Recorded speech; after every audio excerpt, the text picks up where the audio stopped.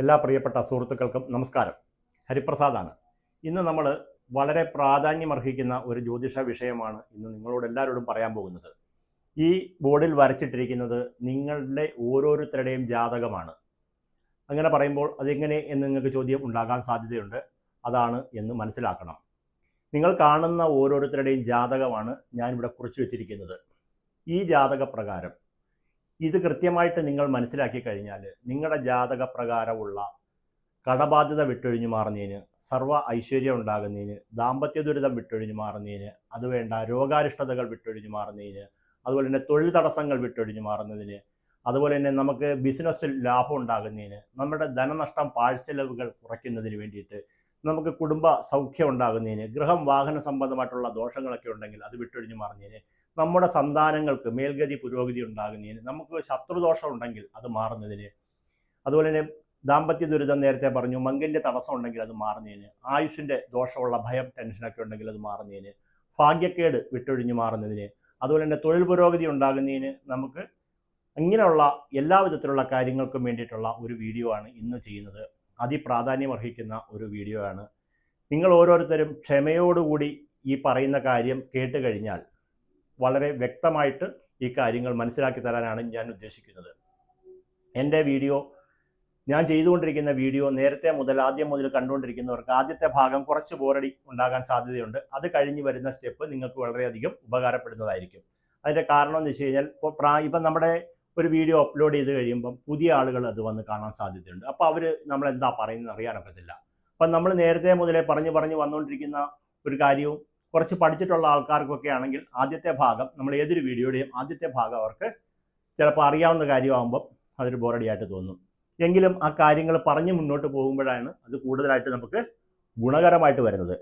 അപ്പോൾ ഇന്ന് പ്രധാനമായിട്ട് നമ്മൾ പെട്ടെന്ന് കാര്യങ്ങളിലേക്ക് കടക്കുവാണ്. സമയം കളയുന്നില്ല. പെട്ടെന്ന് വീഡിയോ ചുരുക്കി ചെയ്യാനാണ് ഉദ്ദേശിക്കുന്നത്. എന്നാൽ പെട്ടെന്ന് കാര്യം മനസ്സിലാകുന്ന രീതിയിലാണ് ഇനി വീഡിയോ ചെയ്യാൻ ഉദ്ദേശിക്കുന്നത്. ആദ്യമായിട്ട് നമ്മൾ ഈ 12 കളം എന്താണെന്നുള്ളത് നിങ്ങൾക്ക് അറിയാം. നേരത്തെ കണ്ടുകൊണ്ടിരിക്കുന്നവർക്ക്, പുതുതായിട്ട് വരുന്നവർക്ക് മനസ്സിലാക്കാൻ വേണ്ടിയിട്ട്, ഇത് മേടൻ രാശിയാണ്. ഇവിടെ എഴുതിയിരിക്കുന്ന ഗ്രഹങ്ങളെ നിങ്ങൾ നോക്കേണ്ടതില്ല. ഇത് മേടൻ രാശി, ഇത് ഇടവൻ രാശി, ഇത് മിഥുനൻ രാശി, ഇത് കർക്കിടകൻ രാശി, ഇത് ചിങ്ങൻ രാശി, കന്നി രാശി, തുലാം രാശി, വൃശ്ചികം, ധനു, മകരം, കുംഭം, മീനം. ഇങ്ങനെ 12 രാശികളാണ് നമ്മളിപ്പോൾ എഴുതിയിരിക്കുന്നത്. ഇതിൻ്റെ ഓരോ രാശികളുടെയും പേര് അവിടെ തന്നെ എഴുതിയിട്ടുണ്ട്. മേടം, ഇടവം, മിഥുനം, ഇത് കർക്കിടകം, ഇങ്ങനെ എഴുതിയിട്ടുണ്ട്. ചിങ്ങം, ഇത് കന്നി എന്ന് എഴുതിയിട്ടുണ്ട്. ഇതിൻ്റെ അധിപന്മാരെ ഇതിൻ്റെ തൊട്ട് മേളിൽ ഞാൻ കുറിച്ചിട്ടുണ്ട്, സമയം കളയാതിരിക്കാൻ വേണ്ടിയിട്ടാണ്. മേടത്തിൻ്റെ അധിപൻ ചൊവ്വ, ഇടവത്തിൻ്റെ അധിപൻ ശുക്രൻ, മിഥുനത്തിൻ്റെ അധിപൻ ബുധൻ. നിങ്ങൾ എഴുതി വെക്കുക, ഇത് ഞാൻ പറയുന്നത് വേറെ എഴുതി വെക്കുക. കർക്കിടകത്തിൻ്റെ അധിപൻ ചന്ദ്രൻ, ചിങ്ങത്തിൻ്റെ അധിപൻ സൂര്യൻ. ഇത് ലഗ്നമാണ്. ലഗ്നത്തിൻ്റെ അധിപൻ എന്ന് പറയാനൊക്കത്തില്ല. ഈ രാശിയുടെ അധിപൻ ബുധൻ.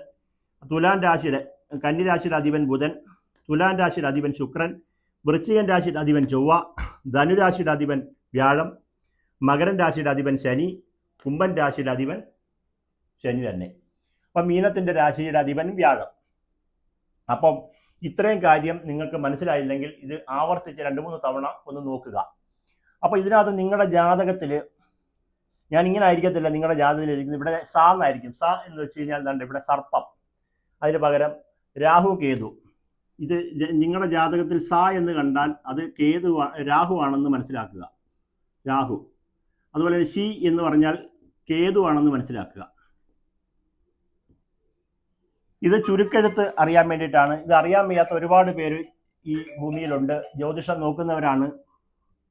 ല എന്ന് കണ്ടാൽ ലഗ്നം, ച എന്ന് കണ്ടാൽ ചന്ദ്രൻ, ര എന്ന് കണ്ടാൽ രവി സൂര്യൻ, കു എന്ന് പറഞ്ഞാൽ കുജൻ, ചൊവ്വയുടെ ചുരുക്കെഴുത്താണ് കു എന്ന് നിങ്ങളുടെ ജാതകത്തിൽ എഴുതിയിരിക്കുന്നത്. ബു എന്ന് പറഞ്ഞാൽ ബുധൻ, ഗു എന്ന് വെച്ചാൽ ഗുരു വ്യാഴം, മ എന്ന് കണ്ടാൽ മന്ദൻ ശനി, ശു എന്നാൽ ശുക്രൻ, മാ എഴുതി ദീർഘമിട്ടാൽ ഗുളികൻ, അതായത് മാന്തിയുടെ ചുരുക്കെഴുത്താണ് അത്. സ എന്ന് കണ്ടാൽ രാഹു, സി എന്ന് കണ്ടാൽ കേതു.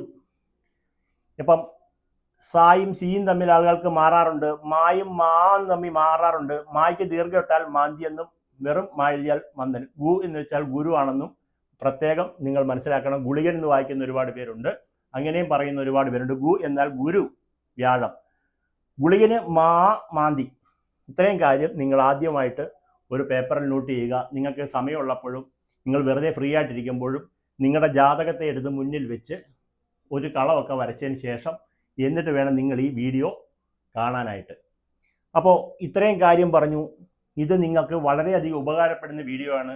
ഇനി ഒരിക്കലും നിങ്ങളുടെ വീഡിയോ അല്ലെങ്കിൽ നിങ്ങളുടെ ജാതകം ഒരു ജ്യോത്സ്യനെ വിളിച്ചിട്ട് നോക്കേണ്ട ആവശ്യമില്ല. എന്നെ ഒരുപാട് പേര് വാട്സപ്പിൽ മെസ്സേജ് അയച്ചിട്ട് നിങ്ങൾ ഒരു സെക്കൻഡിൽ ഓരോ സെക്കൻഡിൽ ഇവിടെ സൗണ്ട് അടിക്കുന്നത് വാട്സപ്പിൽ മെസ്സേജ് വരുന്നതാണ്. 300-400 മെസ്സേജുകൾ ഡെയിലി വരുന്നുണ്ട്, ഓരോ കാര്യങ്ങൾ ആവശ്യങ്ങൾ ചോദിച്ചുകൊണ്ട്. നിങ്ങളുടെ ആവശ്യമാണ് ഞാനിവിടെ കുറിച്ചിരിക്കുന്നത്. കാരണം എല്ലാവർക്കും നമുക്ക് മറുപടി പറയാനൊക്കത്തില്ല. വീഡിയോ ചെയ്യുന്നതുകൊണ്ട് സാമ്പത്തിക ലാഭവുമില്ല. മറ്റേതിനകത്ത് നമ്മൾക്ക് ഓരോരുത്തരുടെയും നോക്കി പറയാനുള്ള സമയം കിട്ടാത്തത് കൊണ്ടാണ് നിങ്ങളുടെ ഓരോരുത്തരുടെയും ഈ വീഡിയോ കാണുന്ന ഓരോരുത്തരുടെയും ജാതകമാണ് ഇതെന്ന് പറയും. അത് ഇത് പറഞ്ഞു കഴിയുമ്പോൾ നിങ്ങൾക്കത് മനസ്സിലാവും. ഇപ്പം ഇത്രയും കാര്യം ഞാൻ പറഞ്ഞ കാര്യം ഇത്രയും ആളുകൾക്ക് മനസ്സിലായി എന്ന് ഞാൻ വിശ്വസിക്കുന്നു. അടുത്തതായിട്ട് നമ്മൾ പറയുന്ന ഒരു കാര്യം എന്ന് പറയുന്നത്, അശ്വതി മകം മൂലം നക്ഷത്രക്കാർ ജനിക്കുന്നത് കേതുവിന്റെ ദശയിലാണ്. അത് 7 വർഷമാണ് ഉള്ളത്. ഭരണി പൂരം പൂരാടം നക്ഷത്രക്കാർ ജനിക്കുന്നത് ശുക്രദശയിലാണ്. അത് 20 വർഷമാണുള്ളത്.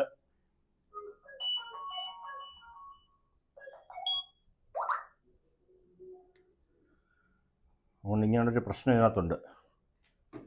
അപ്പം അശ്വതി മകം മൂലം കേതു 7 വർഷം, ഭരണി പൂരം പൂരാടം ശുക്രൻ 20 വർഷം, കാർത്തിക ഉത്രാടം നക്ഷത്രക്കാർ സൂര്യൻ 6 വർഷം, രോഹിണി അത്തം തിരുവോണം ചന്ദ്രൻ 10 വർഷം,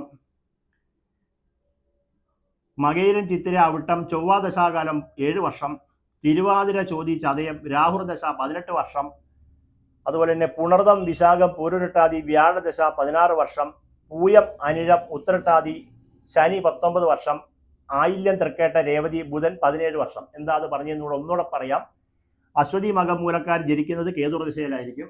കേതുർദശ മൊത്തം 7 വർഷമുണ്ട്. നിങ്ങൾക്ക് അത്രയും കിട്ടത്തില്ല. അശ്വതി മകം മൂലം നക്ഷത്രക്കാർ നിങ്ങൾ ആരെങ്കിലും കാണുന്നുണ്ടെങ്കിൽ നിങ്ങൾ ജനിച്ചത് കേതുർദശാകാലത്താണെന്ന് മനസ്സിലാക്കുക. നിങ്ങളുടെ ദശാനാഥൻ ആരാണ് എന്ന് ചോദിച്ചാൽ, അശ്വതി മകം മൂലം നക്ഷത്രക്കാരോട് ഒരാൾ ചോദിക്കുകയാണ് നിങ്ങളുടെ ദശാനാഥൻ ആരാണ്, അതായത് നമ്മുടെ അച്ഛൻ ആരാണ് എന്ന് ചോദിക്കുന്നതിന് തുല്യമായിട്ടുള്ളൊരു ചോദ്യമാണ്.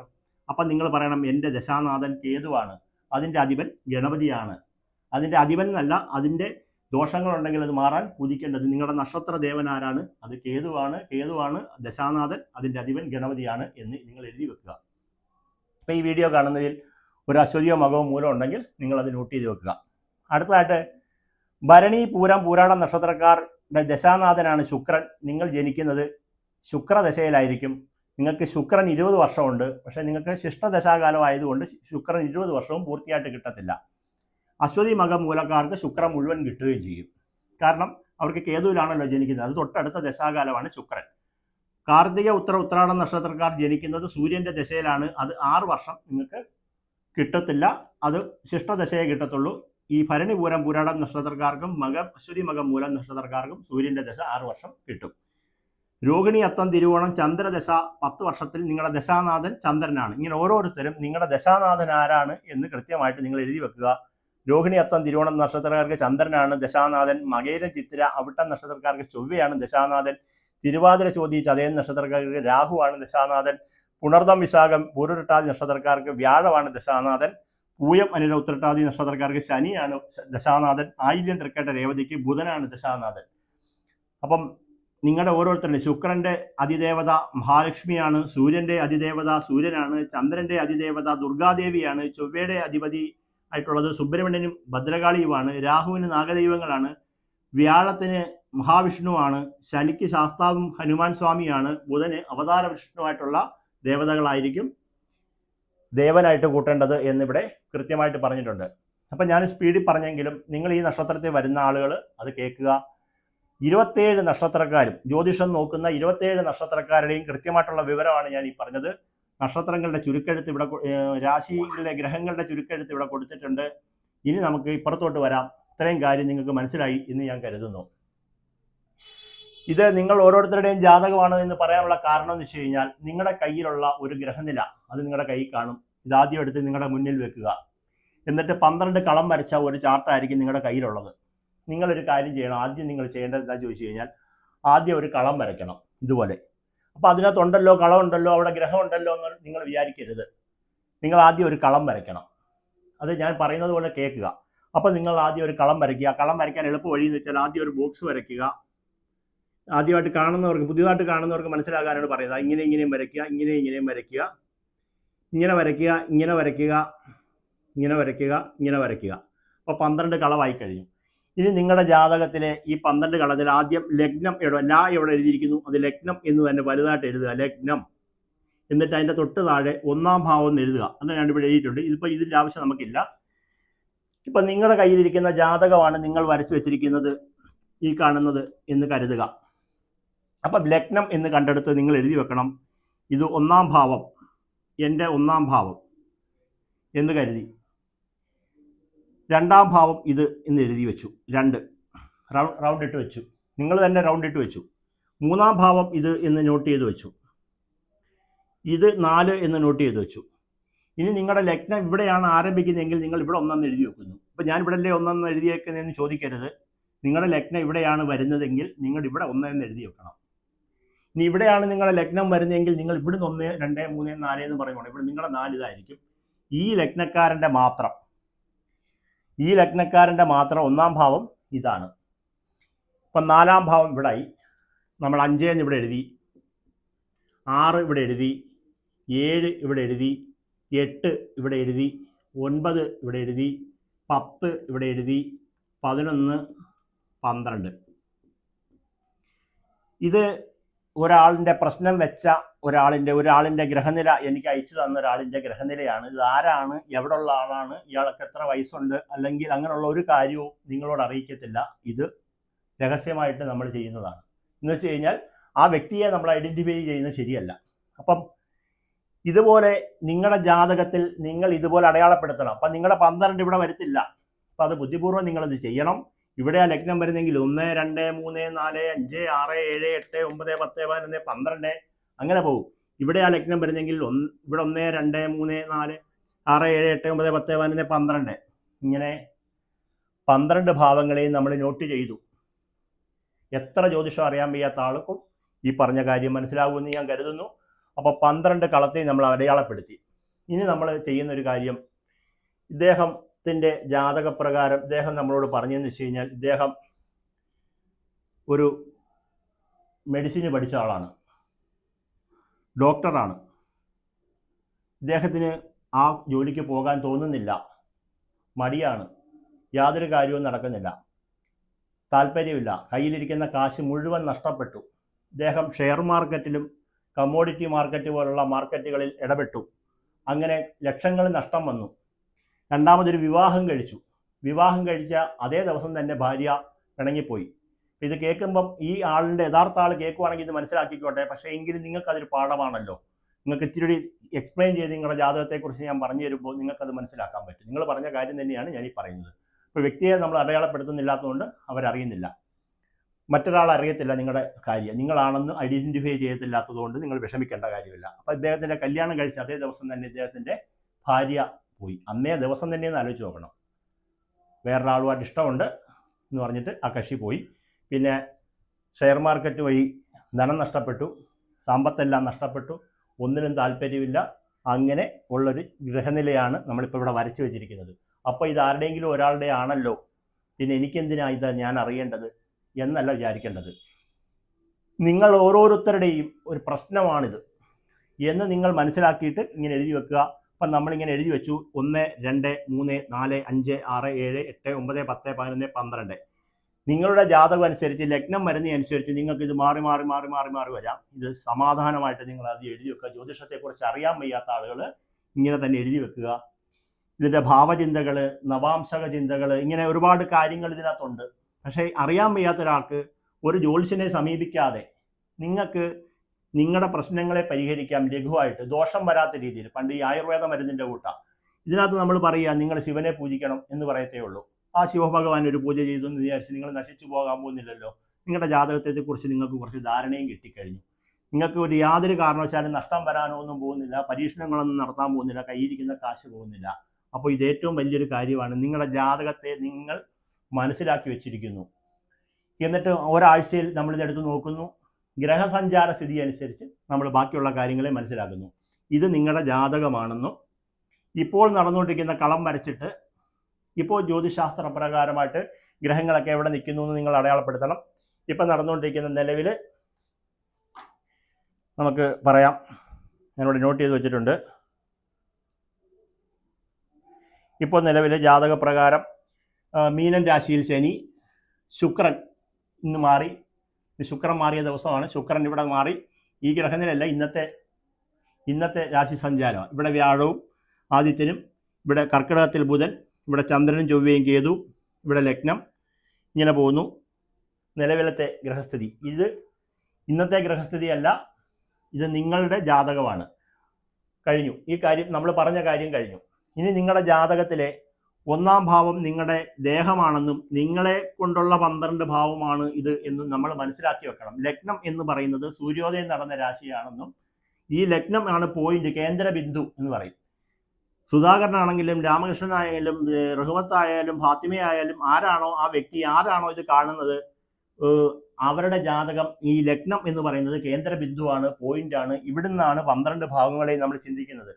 അപ്പം നിങ്ങളുടെ ധനസ്ഥാനം ഇത്, നിങ്ങളുടെ കുടുംബസ്ഥാനം ഇത്, സഹോദരസ്ഥാനം 3, നിങ്ങളുടെ ഗൃഹം വാഹന സ്ഥാനം 4, നിങ്ങളുടെ സന്താനം മനസ്സിൻ്റെ സ്ഥാനം 5, നിങ്ങളുടെ ശത്രു രോഗസ്ഥാനം 6, നിങ്ങളുടെ ഭാര്യ ഐശ്വര്യസ്ഥാനം 7, നിങ്ങളുടെ ആയുസ്സിൻ്റെ സ്ഥാനം 8, നിങ്ങളുടെ ഭാഗ്യസ്ഥാനം 9, നിങ്ങളുടെ കർമ്മസ്ഥാനം തൊഴിൽ സ്ഥാനം 10, നിങ്ങളുടെ ലാഭസ്ഥാനം 11. ലാഭസ്ഥാനം പ്രത്യേകം എഴുതി വെക്കുക. നിങ്ങളുടെ കയ്യിൽ നിന്ന് പാഴ്ചെലവായിട്ട് ധനം നഷ്ടപ്പെട്ടു പോകുന്ന ഭാവം 12 എഴുതി വെക്കുക. അപ്പം ഇത്രയും കാര്യം നിങ്ങൾക്ക് ജ്യോതിശാസ്ത്രപരമായി അറിയാൻ സാധിച്ചു. അപ്പം നിങ്ങളുടെ ഭാഗ്യസ്ഥാനം എന്താ ഇവിടെ വന്നു, നിങ്ങളുടെ കർമ്മസ്ഥാനം ഇവിടെ വന്നു. അപ്പം കർമ്മസ്ഥാനം തൊഴിൽ സ്ഥാനം എന്ന് രണ്ടായിട്ട് പറയും. അപ്പം നമ്മൾ പെട്ടെന്നൊരു ഉദാഹരണം പറയാം. നമ്മുടെ കർമ്മങ്ങൾ നല്ലതുപോലെ, നമ്മുടെ പ്രവൃത്തികൾ നല്ലതുപോലെ അല്ലാതെ വരുമ്പോൾ നമ്മുടെ ജാതകത്തിൻ്റെ അവസ്ഥകൾ പ്രകാരമുള്ള ഗുണാനുഭവങ്ങൾ നമുക്ക് കിട്ടത്തില്ല. ദോഷാനുഭവങ്ങൾ നിലവിലുണ്ടല്ലോ. ഈ ദോഷങ്ങളും നമ്മൾ ചെയ്ത കർമ്മങ്ങൾ ദോഷകർമ്മങ്ങളാണെങ്കിൽ ആ ദോഷകർമ്മത്തിൻ്റെ കൂടെ ഫലം ചേർത്ത് നമുക്ക് ഇരട്ടിയായിട്ട് ദോഷം അനുഭവിക്കേണ്ടതായിട്ട് വരും. ജ്യോതിശാസ്ത്രം പറയുന്നത് ഈ ലോകത്ത് ജനിക്കുന്ന ഓരോ കുട്ടിയും, ഓരോ വ്യക്തിയും, ഓരോ ജീവിയും പൂർവ്വജന്മത്തിലെ കർമ്മങ്ങളെ എടുത്തുകൊണ്ടാണ് ഇങ്ങോട്ട് വരുന്നത്. അതുകൊണ്ട് നിങ്ങളിനി ജ്യോതിഷം നോക്കിയില്ല, ഒരു അമ്പലത്തിൽ പോയില്ല, ഒരു ദൈവത്തെ പ്രാർത്ഥിച്ചില്ലെങ്കിൽ പോലും നിങ്ങൾ ജനിച്ചിട്ട് മരിക്കുന്നത് വരെയുള്ള കാര്യങ്ങളുണ്ടാവും. നിങ്ങൾ കുഞ്ഞായിരിക്കും, വലുതാവും, താടിയും മീശയും വരും, യുവാവാവും, യുവതിയാകും, കല്യാണം കഴിക്കും, നിങ്ങൾക്ക് കുട്ടികളുണ്ടാകും, നിങ്ങൾ എല്ലാം കഴിയും, നിങ്ങൾ മരിക്കുകയും ചെയ്യും. അതുവരെ നിങ്ങൾ ഒരു അമ്പലത്തിലോ ഒരു ക്ഷേത്രത്തിലോ ഒരു പൂജാരിയെയോ ഒരു ജ്യോത്സ്യനെയോ കണ്ടിട്ടില്ലാത്ത 100 കണക്കിന് ആളുകളുണ്ടാകും. നിങ്ങളുടെ കർമ്മം കൊണ്ടാണ് നിങ്ങൾ വന്നിരിക്കുന്നത്. പിന്നെ എന്തിനാണ് നമ്മൾ ജ്യോതിഷം നോക്കുന്നതെന്ന് വെച്ച് കഴിഞ്ഞാൽ, പാകപ്പിഴകൾ, നമുക്ക് ദുരിതങ്ങൾ, പ്രയാസങ്ങളുള്ളവർക്ക് അത് മറികടക്കാൻ എന്ത് വേണം? നിങ്ങളുടെ ജാതകത്തെ പരിശോധിച്ചാൽ മാത്രം മതി എന്നാണ് പറയുന്നത്. നമുക്കറിയാം, അറബികൾ എത്രയോ പേരുണ്ട്, ആഫ്രിക്കയിലുള്ളവർ എത്രയോ പേരുണ്ട്, എത്രയോ ലോകത്ത് എത്ര ആളുകളുണ്ട്. അതേക്കുറിച്ചാണ് മറ്റുള്ളവർ ചിന്തിക്കുന്നത്. കാരണം നമ്മൾ ജനിക്കുന്നത് തന്നെ ഇതാണ് നിങ്ങളുടെ നിങ്ങളുടെ കയ്യിലിരിക്കുന്ന ജാതകം എന്ന് പറയുന്നത് യഥാർത്ഥത്തിൽ നിങ്ങളുടെ പൂർവ്വജന്മമാണ്. ഈ ജന്മത്തെ കർമ്മം കൂടെ പ്ലസ് ആയിട്ടാണ് നമുക്ക് ഗുണവും ദോഷവും വരുന്നത്. അപ്പം നമുക്കറിയാം, കഷായം കൊടുത്തൊരു പയ്യനെ കൊന്ന കേസിലൊരു പെൺകുട്ടി പ്രതിയാണല്ലോ, ഇപ്പോൾ വധശിക്ഷയ്ക്ക് വിധിച്ചിട്ടുണ്ട്. ഈ പെൺകുട്ടിയുടെ അതേ ഡേറ്റ് തന്നെ ഈ ലോകത്ത് വേറെയും പുരുഷനായിട്ടും സ്ത്രീയായിട്ടും ഒരുപാട് ആളുകൾ ജനിച്ചിട്ടുണ്ടാകും, ഉണ്ടല്ലോ. എല്ലാവരും ഒരാളുടെ ജാതക വിധിയാണെങ്കിൽ, ഈ ജാതകത്തിലെ വിധിയാണെങ്കിൽ എല്ലാവരും ഒരേ സമയത്ത് ഇതുപോലെ വധശിക്ഷയ്ക്ക് വിധിക്കപ്പെട്ട് ജയിലിൽ പോകണം, എല്ലാവരും ഒരുപോലെ ചെയ്യണമായിരുന്നു. അപ്പം ബാക്കിയുള്ളവർ അങ്ങനെ ചെയ്തിട്ടില്ല, ഈ കുട്ടി മാത്രം. അത് നമ്മുടെ പ്രവൃത്തി എന്ന് പറയും, നമ്മൾ ചെയ്യുന്ന പ്രവൃത്തി. അതിനെയാണ് കർമ്മം എന്ന് പറയുന്നത്. തൊഴിലെന്ന് പറയുന്നത് നമുക്ക് ശമ്പളം കിട്ടുന്നതിനും വരുമാനം ഉണ്ടാകുന്നതിനും വേണ്ടിയിട്ടുള്ള കാര്യം. അപ്പം നമ്മുടെ കർമ്മങ്ങൾ നേർവഴിക്കാകുന്നതിന് വേണ്ടിയിട്ടും കർമ്മങ്ങളിൽ പാകപ്പിഴ ഉണ്ടെങ്കിൽ അത് നമുക്കറിയാൻ പറ്റും, ഞാൻ ചെയ്യുന്നത് കർമ്മം ശരിയാണോ തെറ്റാണോ എന്ന്. ഇപ്പം മദ്യപിക്കുന്ന ഒരാൾക്ക് അയാളോട് ചോദിച്ചാൽ അറിയാൻ പറ്റും, ഞാൻ ചെയ്യുന്ന പ്രവൃത്തി തെറ്റാ, പക്ഷേ എനിക്കത് എന്തോ എനിക്കങ്ങോട്ട് നിർത്താൻ പറ്റുന്നില്ല. പിന്നെ ഭാര്യ ഉള്ളവരും ഭർത്താവുള്ളവരും പരസ്പരം വേറെ പല വഴിക്ക് പോകുന്നുണ്ടെങ്കിൽ അത് അവരുടെ മനസാക്ഷിയുടെ ഉള്ളിൽ അറിയാം, ഞാൻ ഈ ചെയ്യുന്ന പ്രവൃത്തി തെറ്റാണ്. ഏതെങ്കിലും ജീവജാലത്തെ മനഃപൂർവ്വമായിട്ട് കൊന്നിട്ട് അതിനെ ഭക്ഷിക്കുന്ന സമയത്ത് നമുക്കറിയാൻ പറ്റും ഇതിനെ നമ്മൾ കൊല്ലുന്നത് ശരിയല്ല എന്നുള്ളത്. പക്ഷേ എന്ത് ചെയ്യാനോ, നമുക്ക് കഴിക്കാതിരിക്കാനും പറ്റാത്തൊരവസ്ഥയുള്ളത് കൊണ്ട് അങ്ങ് കഴിച്ചു പോകും. അപ്പം ഇങ്ങനെയുള്ള കർമ്മങ്ങൾ ഒരു വഴിക്ക് നിൽക്കും, നമ്മുടെ ജാതകത്തിൻ്റെ അവസ്ഥ ഒരു വഴിക്ക് നിൽക്കും. അപ്പം കർമ്മങ്ങളെ നമ്മൾ തിരിച്ചറിഞ്ഞ് പോരായ്മകൾ എന്താണെന്ന് നമ്മൾ തന്നെ തിരിച്ചറിയും. നമുക്കറിയാൻ പറ്റും, ഈ ലോകത്ത് ഏതൊരു വ്യക്തിക്കും ഞാൻ ഈ ചെയ്യുന്ന പ്രവൃത്തി ശരിയല്ല. ഒരാളുടെ കയ്യിൽ നിന്ന് 10 രൂപ മേടിച്ച് ഈ പൈസ തിരിച്ചു കൊടുക്കാതിരിക്കുന്നത് തെറ്റാണ് എന്ന് ഇയാൾക്കറിയാം. പക്ഷേ ഇയാൾ മേടിച്ചു പോയി, ഇയാളുടെ സന്ദർഭത്തിൽ ഇയാൾ മേടിച്ചു പോയി, ഇയാൾക്ക് തിരിച്ചു കൊടുക്കാൻ പറ്റാത്ത അവസ്ഥയായിപ്പോയി. പക്ഷേ ഇയാളുടെ മനസാക്ഷിയുടെ ഉള്ളിൽ എന്തുണ്ട് ഇയാൾക്കറിയാം. ഇന്ന് പറഞ്ഞതുപോലെയാണ്, ഞാൻ കർമ്മ മേഖലയെ ഒന്ന് പരിചയപ്പെടുത്താൻ വേണ്ടിയിട്ടാണ് ഇത്രയും വാക്ക് പറഞ്ഞത്. ഇങ്ങനെ ഞാൻ സംസാരിച്ച് പോകുമ്പോൾ ഒരുപാട് കാര്യങ്ങൾ പറഞ്ഞു പോകും. ഇപ്പം നിങ്ങളുടെ ജാതകമാണ് ഇതെന്ന് കരുതിയിട്ട് നിങ്ങളിത് കാണുക. ഈ ഇത്രയും പരിചയപ്പെടുത്തി തരുന്നത് കൊണ്ടുള്ള ഒരു ഗുണം നമുക്ക് നിങ്ങൾക്കുള്ള ഗുണമേ ഉള്ളൂ. ഞങ്ങൾക്ക് ഇതുകൊണ്ട് ഗുണമില്ല. നിങ്ങളെ ഇത് അറിയിച്ചു തരുന്നതിന് വേണ്ടിയിട്ടാണ് നമ്മളിത് പറഞ്ഞിരിക്കുന്നത്. അപ്പോൾ ഈ നമ്മുടെ ഈ കക്ഷിയുടെ അനുഭവം നമ്മളോട് പറഞ്ഞു, ഇദ്ദേഹത്തിൻ്റെ ജാതകപരമായിട്ടുള്ള കാര്യങ്ങൾ പറഞ്ഞു, സാമ്പത്തിൻ്റെ പ്രശ്നം പറഞ്ഞു, മംഗല്യ പ്രശ്നം പറഞ്ഞു. ഇദ്ദേഹത്തിന് ഒന്നും ചെയ്യാൻ വയ്യ, മടി തോന്നിയിട്ട് ഒന്നും ചെയ്യാതെ കയ്യിലിരിക്കുന്ന കാശുകളെല്ലാം നഷ്ടപ്പെട്ടു പോയി. അപ്പം നിങ്ങളുടെ ജാതകം എടുത്തിട്ട് നിങ്ങൾ എഴുതി വെക്കുക, ലഗ്നത്തിൻ്റെ അധിപനാര്? ബുധൻ. നിങ്ങളുടെ ലഗ്നം ഇവിടെയാണെങ്കിൽ ലഗ്നം എനിക്ക് മിഥുന ലഗ്നമാണ്, ഇതിൻ്റെ അധിപൻ ബുധൻ എന്ന് എഴുതി വെച്ചു നമ്മൾ. ലഗ്നത്തിൻ്റെ അധിപൻ ബുധൻ. അപ്പം ഇത് മുതൽ പറഞ്ഞു കഴിയുമ്പോൾ നിങ്ങൾക്ക് അതുപോലെ നിങ്ങൾക്കും ചെയ്യാൻ പറ്റും. ഇത് എത്രത്തോളം നിങ്ങൾക്കിത് മനസ്സിലാകും എന്നെനിക്ക് പറയാൻ അറിയത്തില്ല. നിങ്ങളിത് സൂക്ഷ്മമായിട്ട് കണ്ടു കഴിഞ്ഞാൽ ഞാൻ വളരെ സാവധാനത്തിൽ ഉദാഹരണ സഹിതമായിട്ട് പറയുവാണ്. അപ്പം കർമ്മത്തിൻ്റെ കാര്യം പറഞ്ഞു വന്നപ്പോഴാണ് മറ്റേ കാര്യം പറഞ്ഞത്. ഒരുപാട് പേര് നമ്മളോട് പറയാറുണ്ട്, ഈ ലോകത്ത് പല ആൾക്കാരുടെയും കാര്യമുണ്ട്. ഒരാൾ അമ്പലത്തിൽ പോകാത്തവരുണ്ടല്ലോ, പള്ളിയിൽ പോകുന്നവരുണ്ടല്ലോ, ഇവരെല്ലാം ജീവിക്കുന്നില്ലേ? ജ്യോതിഷം നോക്കാത്ത എത്രയോ പേരുണ്ട്, അവർ ജീവിക്കുന്നില്ലേ? അതിന് ശരിയാ, കാര്യം ഇതാണ് എന്നാണോ അതിൻ്റെ ഉദാഹരണമാണ് നമ്മൾ പറഞ്ഞത്. ഇപ്പം നിലവിൽ ഇദ്ദേഹത്തിൻ്റെ ജാതക പ്രകാരം ലഗ്നം വന്നിരിക്കുന്നത് ബുധൻ നിൽക്കുന്ന കന്നി ലഗ്നക്കാരനാണ്. ഇദ്ദേഹത്തിൻ്റെ ലഗ്നാധിപനെ നമുക്ക് കണ്ടുപിടിക്കണം. ഇദ്ദേഹത്തിൻ്റെ ലഗ്നാധിപൻ വന്നിട്ട് ഇതാ ഇവിടെ നിൽക്കുന്നത്, സൂര്യനോടുകൂടി ചൊവ്വയോടുകൂടിയും 11-ലാണ് നിൽക്കുന്നത്. കണ്ടോ? ഇദ്ദേഹത്തിൻ്റെ ലഗ്നാധിപൻ ആരാണ്? ലഗ്നാധിപൻ നമ്മൾ എഴുതി വെക്കുന്നു ബുധൻ നിൽക്കുന്നത് 11-ൽ മൗഢ്യത്തിനാണല്ലോ നിൽക്കുന്നത്. മൗഢ്യം ആണെന്ന് ഞാൻ നോക്കിയപ്പോൾ കണ്ടു. അപ്പം ലഗ്നാധിപൻ ബുധനാണെന്നും ലഗ്നാധിപൻ 11-ൽ നിൽക്കുന്നെന്നും മൗഢ്യം ബാധിച്ച് നിൽക്കുന്നു എന്നും നമ്മൾക്ക് മനസ്സിലായി. ആദ്യത്തെ പോയിന്റ് അവിടെ നമ്മൾ എഴുതി വെച്ചത്. അപ്പം ലഗ്നാധിപന് ബലമില്ല. അപ്പം ആത്മവിശ്വാസം, ലഗ്നത്തെ കൊണ്ട് എന്തൊക്കെയാണ് ചിന്തിക്കുന്നത്? നമ്മുടെ ആയുസ്, ശരീരം, ഭാഗ്യം, നിറം, സ്വഭാവം, കീർത്തി, സുഖം, സൗന്ദര്യം, ജയം, ആത്മവിശ്വാസം, ആത്മപ്രഭാവം, ഇത്രയും കാര്യങ്ങൾ നമ്മൾ ലഗ്നത്തെ കൊണ്ട് ചിന്തിക്കും. ഇദ്ദേഹത്തിൻ്റെ ലഗ്നം ഇവിടെ ആയതുകൊണ്ട് ഇദ്ദേഹത്തിൻ്റെ ലഗ്നാധിപൻ ബുധനായിരുന്നു നമ്മൾ മനസ്സിലാക്കി. ബുധനും മൗഢ്യം കൂടെ ഉണ്ടപ്പം ഇദ്ദേഹത്തിന് ഇത്രയും കാര്യങ്ങളിൽ കുറവുണ്ടാകുക തന്നെ ചെയ്യും. അത് നമ്മളിവിടെ നോട്ട് ചെയ്ത് വെച്ചു. ശരിയാണ്. ഇതുപോലെ നിങ്ങൾക്ക് ലഗ്നം ഇവിടെയാണെങ്കിൽ നിങ്ങളുടെ ലഗ്നം കർക്കിടക ലഗ്നമാണെന്നും ഇതിൻ്റെ അധിപൻ ചന്ദ്രനാണെന്നും ചന്ദ്രൻ ഏത് ഭാവത്തിൽ നിൽക്കുന്നു എന്ന് നോക്കിയിട്ട് നിങ്ങൾക്ക് സ്വന്തമായിട്ട് നിങ്ങൾക്ക് മനസ്സിലാക്കാൻ പറ്റും ഇതിന് ബലമുണ്ടോ ബലക്കുറവുണ്ടോ എന്നുള്ളത് അറിയാൻ പറ്റും. അതിനെക്കുറിച്ചാണ് പറഞ്ഞു വരാൻ പോകുന്നത്. അപ്പോൾ ഇദ്ദേഹത്തിൻ്റെ ലഗ്നത്തെക്കുറിച്ച് നമ്മൾ മാറ്റിവെച്ചു, പഠിച്ചു. ലഗ്നത്തിന് പ്രശ്നമുണ്ട്. ഇനി രണ്ടാം ഭാവം ധനസ്ഥാനത്തെ എടുക്കുക നമ്മൾ. ഇതിൻ്റെ രണ്ടാം ഭാവം ധനസ്ഥാനം തുലാം. ഇതിൻ്റെ അധിപൻ ശുക്രൻ ഭാഗ്യസ്ഥാനത്ത് സ്വക്ഷേത്രത്തിൽ ബലവാനായിട്ട് ഇടവൻ രാശിയിൽ നിൽക്കുന്നു. ഇദ്ദേഹത്തിൻ്റെ ജാതകപ്രകാരം ധനാധിപൻ ഭാഗ്യസ്ഥാനത്ത് സ്വക്ഷേത്രത്തിൽ ബലവാനായിട്ട് നിൽക്കുന്നു. അപ്പം ധനത്തിന് യോഗമുണ്ട്. അപ്പോൾ ആ കയ്യിലിരിക്കുന്ന ലക്ഷങ്ങൾ പോയി എന്ന് പറയണമെങ്കിൽ കയ്യിൽ ഉണ്ടായിട്ടാണല്ലോ പോയത്. അപ്പം ധനാധിപൻ ധനം ഉണ്ടായിരുന്നു. അപ്പം രണ്ടാം ഭാവം ധനത്തിൻ്റെ അധിപൻ ശുക്രനാണ്. ശുക്രൻ ബലവാനായിട്ട് നിൽക്കുന്നു, 9-ൽ തന്നെ നിൽക്കുന്നു, ഭാഗ്യസ്ഥാനത്ത് നിൽക്കുന്നു എന്ന് നമ്മൾ നോട്ട് ചെയ്തപ്പോൾ അദ്ദേഹത്തിൻ്റെ ധനസ്ഥിതി നല്ലതാണ്, ഭാഗ്യമുള്ളവനാണ്, ഐശ്വര്യമുള്ളവനാണ്, എല്ലാവിധ സൗഭാഗ്യങ്ങളും അനുഭവിക്കാനുള്ള യോഗമുണ്ട്, പിതൃസ്വത്ത് അനുഭവിക്കാനുള്ള യോഗമുണ്ട്. അതുപോലെ തന്നെ നമുക്ക് എല്ലാവിധത്തിലുള്ള ഭാഗ്യങ്ങളും എവിടെ നിന്നൊക്കെ ഭാഗ്യം വരുന്നോ ഇതിനെല്ലാം യോഗം ഇയാൾക്കുണ്ട്. പക്ഷേ ധനസ്ഥാനത്ത് ആരൊക്കെയാണ് നിൽക്കുന്നത്? നിങ്ങൾക്ക് നോക്കുമ്പോൾ അറിയാം നിങ്ങളുടെ ധനസ്ഥാനത്ത് ആര് നിൽക്കുന്നു നിങ്ങൾക്ക് അറിയാൻ പറ്റും. ശനി ഉച്ചരത്തിലാണ് നിൽക്കുന്നത്, ശനി ഉച്ചരാശിയിലാണ് നിൽക്കുന്നത്. കേതു അവിടെ നിൽക്കുന്നു, ഗുളികനും നിൽക്കുന്നു. പിന്നെ പറയാനുണ്ടോ? ആർക്കും ഒന്നും ചെയ്യാൻ വയ്യ. കേതു അവിടെ നിൽക്കുകയാണ്, ഗുളികനും അവിടെ നിൽക്കുകയാണ്, നശിപ്പിക്കുകയാണ്, ധനത്തെ നശിപ്പിച്ചുകൊണ്ടേയിരിക്കുകയാണ്.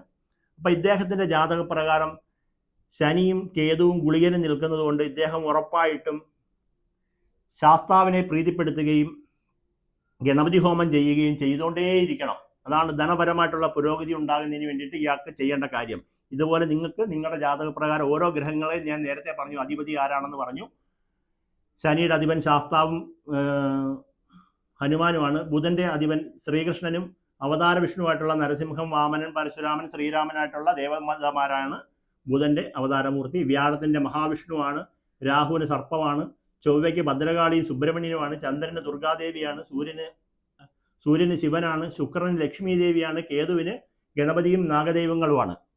അപ്പോൾ അതുപോലെ നിങ്ങൾക്ക് ദോഷമായിട്ട് നിൽക്കുന്ന, അപ്പം ധനസ്ഥാനത്ത് ഇയാൾക്ക് ദോഷമുണ്ട്. ഇനി നമ്മൾ മൂന്നാം ഭാവത്തിലേക്ക് വരിക. സഹോദര സ്ഥാനം, മൂന്നാം ഭാവാധിപനാര്, മൂന്നാം ഭാവം വൃശ്ചികമാണെന്നും ഇതിന്റെ അധിപൻ ചൊവ്വയാണെന്നും പറഞ്ഞു. ചൊവ്വ അതാണ് നീചത്തിൽ ഇവിടെ നിൽക്കുന്നു, 11 നിൽക്കുകയാണ്, ലാഭസ്ഥാനത്ത്. അപ്പം ചൊവ്വ മൂന്നാം ഭാവാധിപൻ ചൊവ്വയാണെന്നും ഇത് പോയിട്ട് 11 നീചത്തിൽ നിൽക്കുകയാണ്. ചിന്തിച്ച് നോക്കിക്കോളൂ, നിങ്ങൾ തന്നെ ചിന്തിച്ച് നോക്കിക്കോളൂ. ഇതൊരാളുടെ ജാതകമാണ്. അപ്പം മൂന്നാം ഭാവത്തെ കൊണ്ടും ഇദ്ദേഹത്തിന്റെ ആയുസിന്റെ സ്ഥാനാധിപനും കൂടെയാണ്. അപ്പം 8ാം ഭാവാധിപൻ, ഇതിന്റെ അധിപനും ചൊവ്വയാണല്ലോ. അപ്പം 8ാം ഭാവാധിപനും 3ാം ഭാവാധിപനുമായിട്ടുള്ള ചൊവ്വ പോയിട്ട് നീചഭാവത്തിൽ നിൽക്കുകയാണ്. എവിടെ? 11 ലാഭസ്ഥാനത്ത്.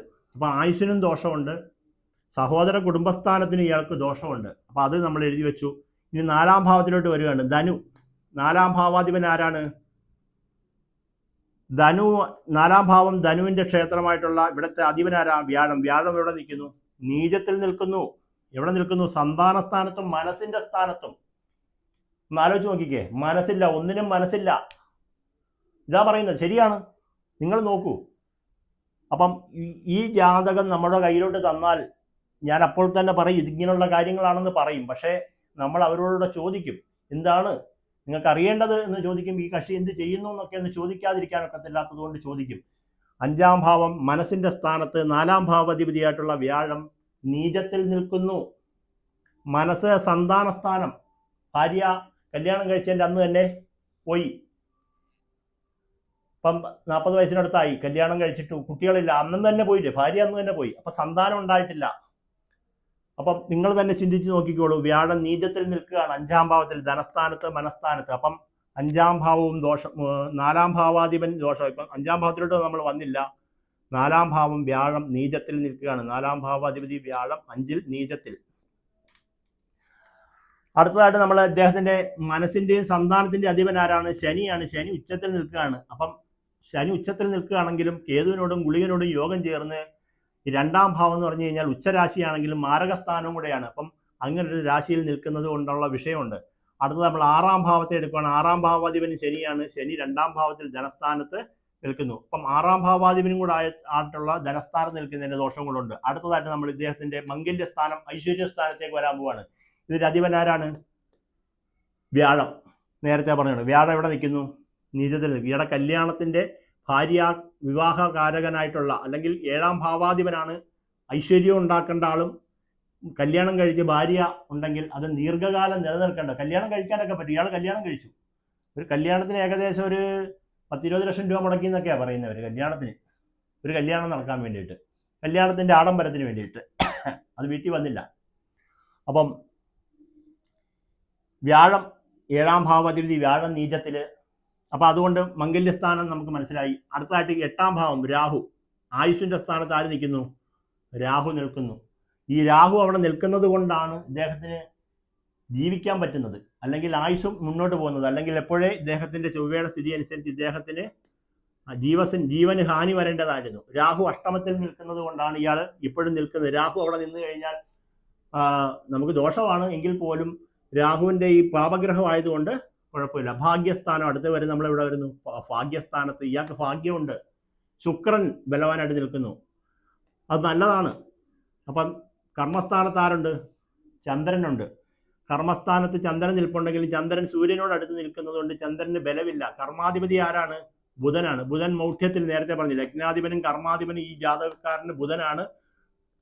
അത് ലാഭസ്ഥാനത്ത് 11 നിൽക്കുകയാണ്. കർമാധിപതി 11 ലാഭസ്ഥാനത്ത് നിൽക്കുന്നത് നല്ലതാണെങ്കിലും മൗഢ്യമുള്ളത് കൊണ്ടുള്ള ദോഷം ഇയാൾക്കുണ്ട്.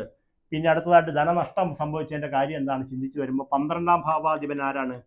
12ാം ഭാവം ചിങ്ങമാണെന്നും 12ാം ഭാവത്തിന്റെ അധിപൻ സൂര്യനാണെന്നും 12ാം ഭാവാധിപതി പോയി ലാഭസ്ഥാനത്താണ് നിൽക്കുന്നത്. ലാഭം, നമുക്കുണ്ടാകുന്ന എല്ലാ വിധത്തിലുള്ള ലാഭങ്ങളെയും 12ാം ഭാവാധിപൻ പോയി ലാഭസ്ഥാനത്ത് നിന്ന് കഴിഞ്ഞാൽ ലാഭം ഉണ്ടാവത്തില്ല, ജീവിതത്തിൽ എന്ത് ചെയ്തില്ല. അതുകൊണ്ട് ഷെയർ മാർക്കറ്റിൽ ലാഭം ഉണ്ടാകാതില്ലേ നഷ്ടം വരുന്നത്. അതിനകത്ത് പ്രോഫിറ്റ് ലോസ് എന്ന് പറഞ്ഞ 2 വിഭാഗം മാത്രമേ ഉള്ളൂ. അതിനകത്ത് ലോസ് ആണ് ഇയാൾക്ക് മൊത്തം വന്നിരിക്കുന്നത്. അങ്ങനെയാണ് മാനസികമായിട്ട് തകർന്നത്. ഇപ്പോൾ ആ വ്യക്തിയെക്കുറിച്ചാണ് പറയുന്നത് എന്നല്ല ഉദ്ദേശിക്കേണ്ടത്.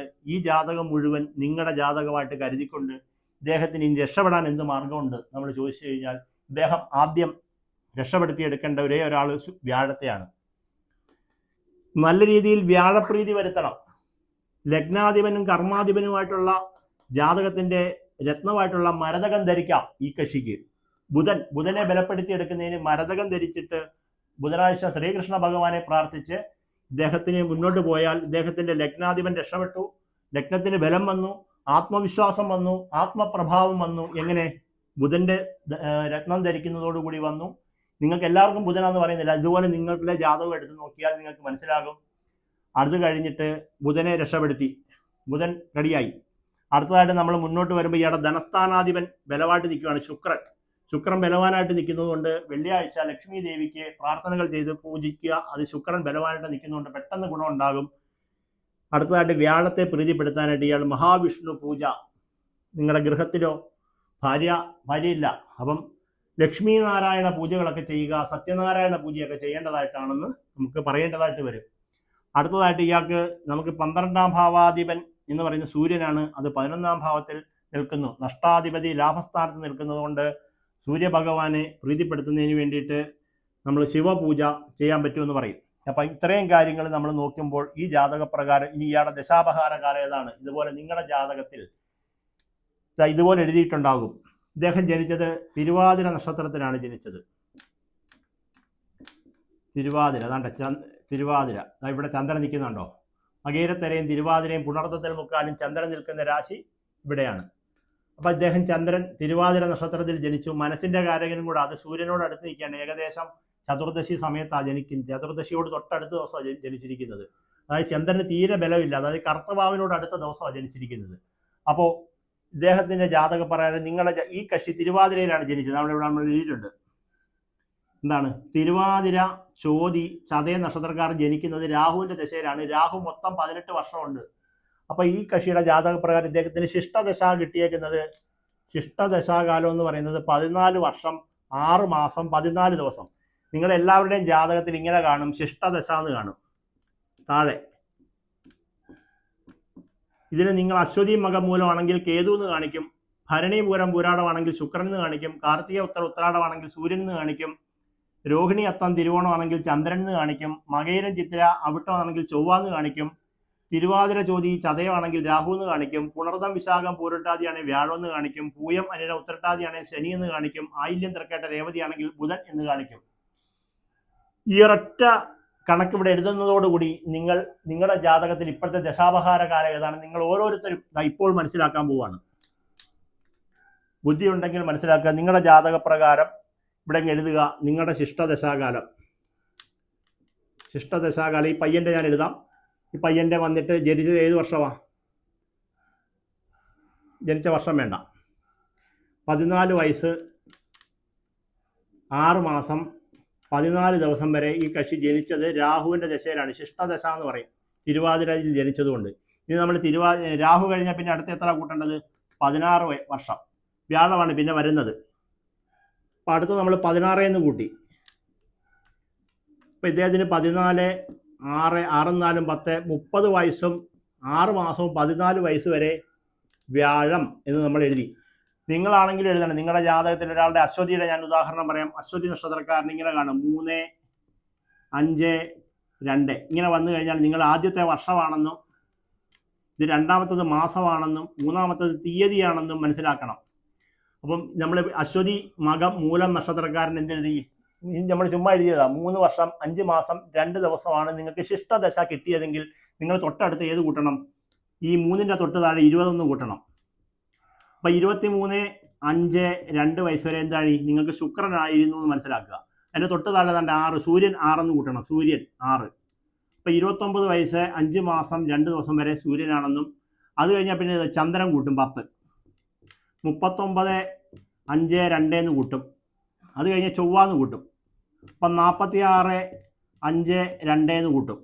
അപ്പം എന്താ മനസ്സിലാക്കിയെന്ന് വെച്ച് കഴിഞ്ഞാൽ പെട്ടെന്ന് പറയുവാണ്. ഇത് ഉദാഹരണം ഇങ്ങോട്ട് വരുക. ഇദ്ദേഹം ജനിച്ച തിരുവാതിര നക്ഷത്രക്കാരൻ്റെ ജാതകത്തിൻ്റെ ഏറ്റവും താഴെ നിങ്ങൾ നോക്കിയേ കാണാം ശിഷ്ടദശാകാലം. അത് കമ്പ്യൂട്ടറിൽ എടുത്തതിനകത്തും കാണാൻ പറ്റും. നമ്മളൊരു ജ്യോതിഷനെ കൊണ്ട് എഴുതിയ ജാതകം ഉണ്ടെങ്കിൽ, ജാതകം എന്നല്ല അവർ പറയുന്നത്, ജാതകം എന്ന് പറയുന്ന ആൾക്കാർ വലിയ ബുക്കിനെ ഉദ്ദേശിക്കുന്നത്. ഞാൻ ജാതകം എന്ന് പറയുന്നത് ഈ ഒരു പേപ്പറിനെ പോലെ ഇങ്ങനെ നമ്മുടെ ലെറ്റർ പാഡ് ഉണ്ട്, ഇതുപോലെ പേപ്പറിനകത്തുള്ളതാണ് പറയുന്നത് ജാതകം എന്ന് പറയുന്നത്. അപ്പോൾ നിങ്ങളുടെ ജാതകത്തിൽ ലാസ്റ്റ് ശിഷ്ടദശ എന്ന് കാണും. ഈ നമ്മളിപ്പോൾ കൂട്ടുന്ന ആളിന് 14 വർഷം 6 മാസം 14 ദിവസം രാഹു. അത് കഴിഞ്ഞാൽ നമുക്ക് ഏതാ എടുത്ത് കൂട്ടേണ്ടത്? ഇവിടെ കൂട്ടേണ്ടത്. രാഹു കഴിഞ്ഞാൽ പിന്നെ വ്യാഴത്തെ കൂട്ടി 30. അത് കഴിഞ്ഞാൽ തൊട്ട് താഴെ എത്ര കൂട്ടി? 19 കൂട്ടണം. 14 6 ഇപ്പം 49 വയസ്സും 6 മാസം വരെ 49.5 വയസ്സ് വരെ എന്ന് കൂട്ടണം. എന്തായി? ശനിയാ. അത് കഴിഞ്ഞാൽ എന്ത് കൂട്ടും? ബുധൻ എന്ന് കൂട്ടണം. എന്താ ഇവിടെ ബുധൻ എഴുതിയിട്ടുണ്ട്. ബുധൻ 17 വർഷം. ബുധൻ 17 കൂട്ടി 14 6 9 7 16 66 വയസ്സ് വരെ 6 മാസം വരെ ഇദ്ദേഹത്തിന് ബുധൻ. അത് കഴിഞ്ഞാൽ കേതുവാണ് 7 വർഷം. 14 6 7 6 13 ശിഷ്ട 1. അപ്പം 73 വയസ്സ് വരെ ഇദ്ദേഹത്തിന് കേതുവാണെന്ന് മനസ്സിലായി. ഇതുപോലെ തന്നെ നിങ്ങൾ ഓരോരുത്തരും അശ്വതി മകം മൂലം ജനിക്കുന്നത് കേതുവാണെങ്കിലും ശിഷ്ടദശാത്രയും കിട്ടത്തില്ല എന്നുള്ളത് മനസ്സിലാക്കിയിട്ട് അതിൻ്റെ തൊട്ട് താഴെ 20 കൂട്ടണം, തൊട്ട് താഴെ 6 കൂട്ടണം, തൊട്ട് താഴെ 10 കൂട്ടിയിട്ട് നിങ്ങളുടെ വയസ്സ് എത്രയോ എത്തിയോ നോക്കണം. അതിൻ്റെ ഉദാഹരണമാണ് നമ്മൾ ഇത്രയും 2 എണ്ണം പറഞ്ഞത്. ഇതുപോലെ ഞാൻ അടുത്ത ആളുടെയും കൂടെ പറഞ്ഞു തരാം. അപ്പം നിങ്ങൾക്ക് പെട്ടെന്ന് മനസ്സിലാകും.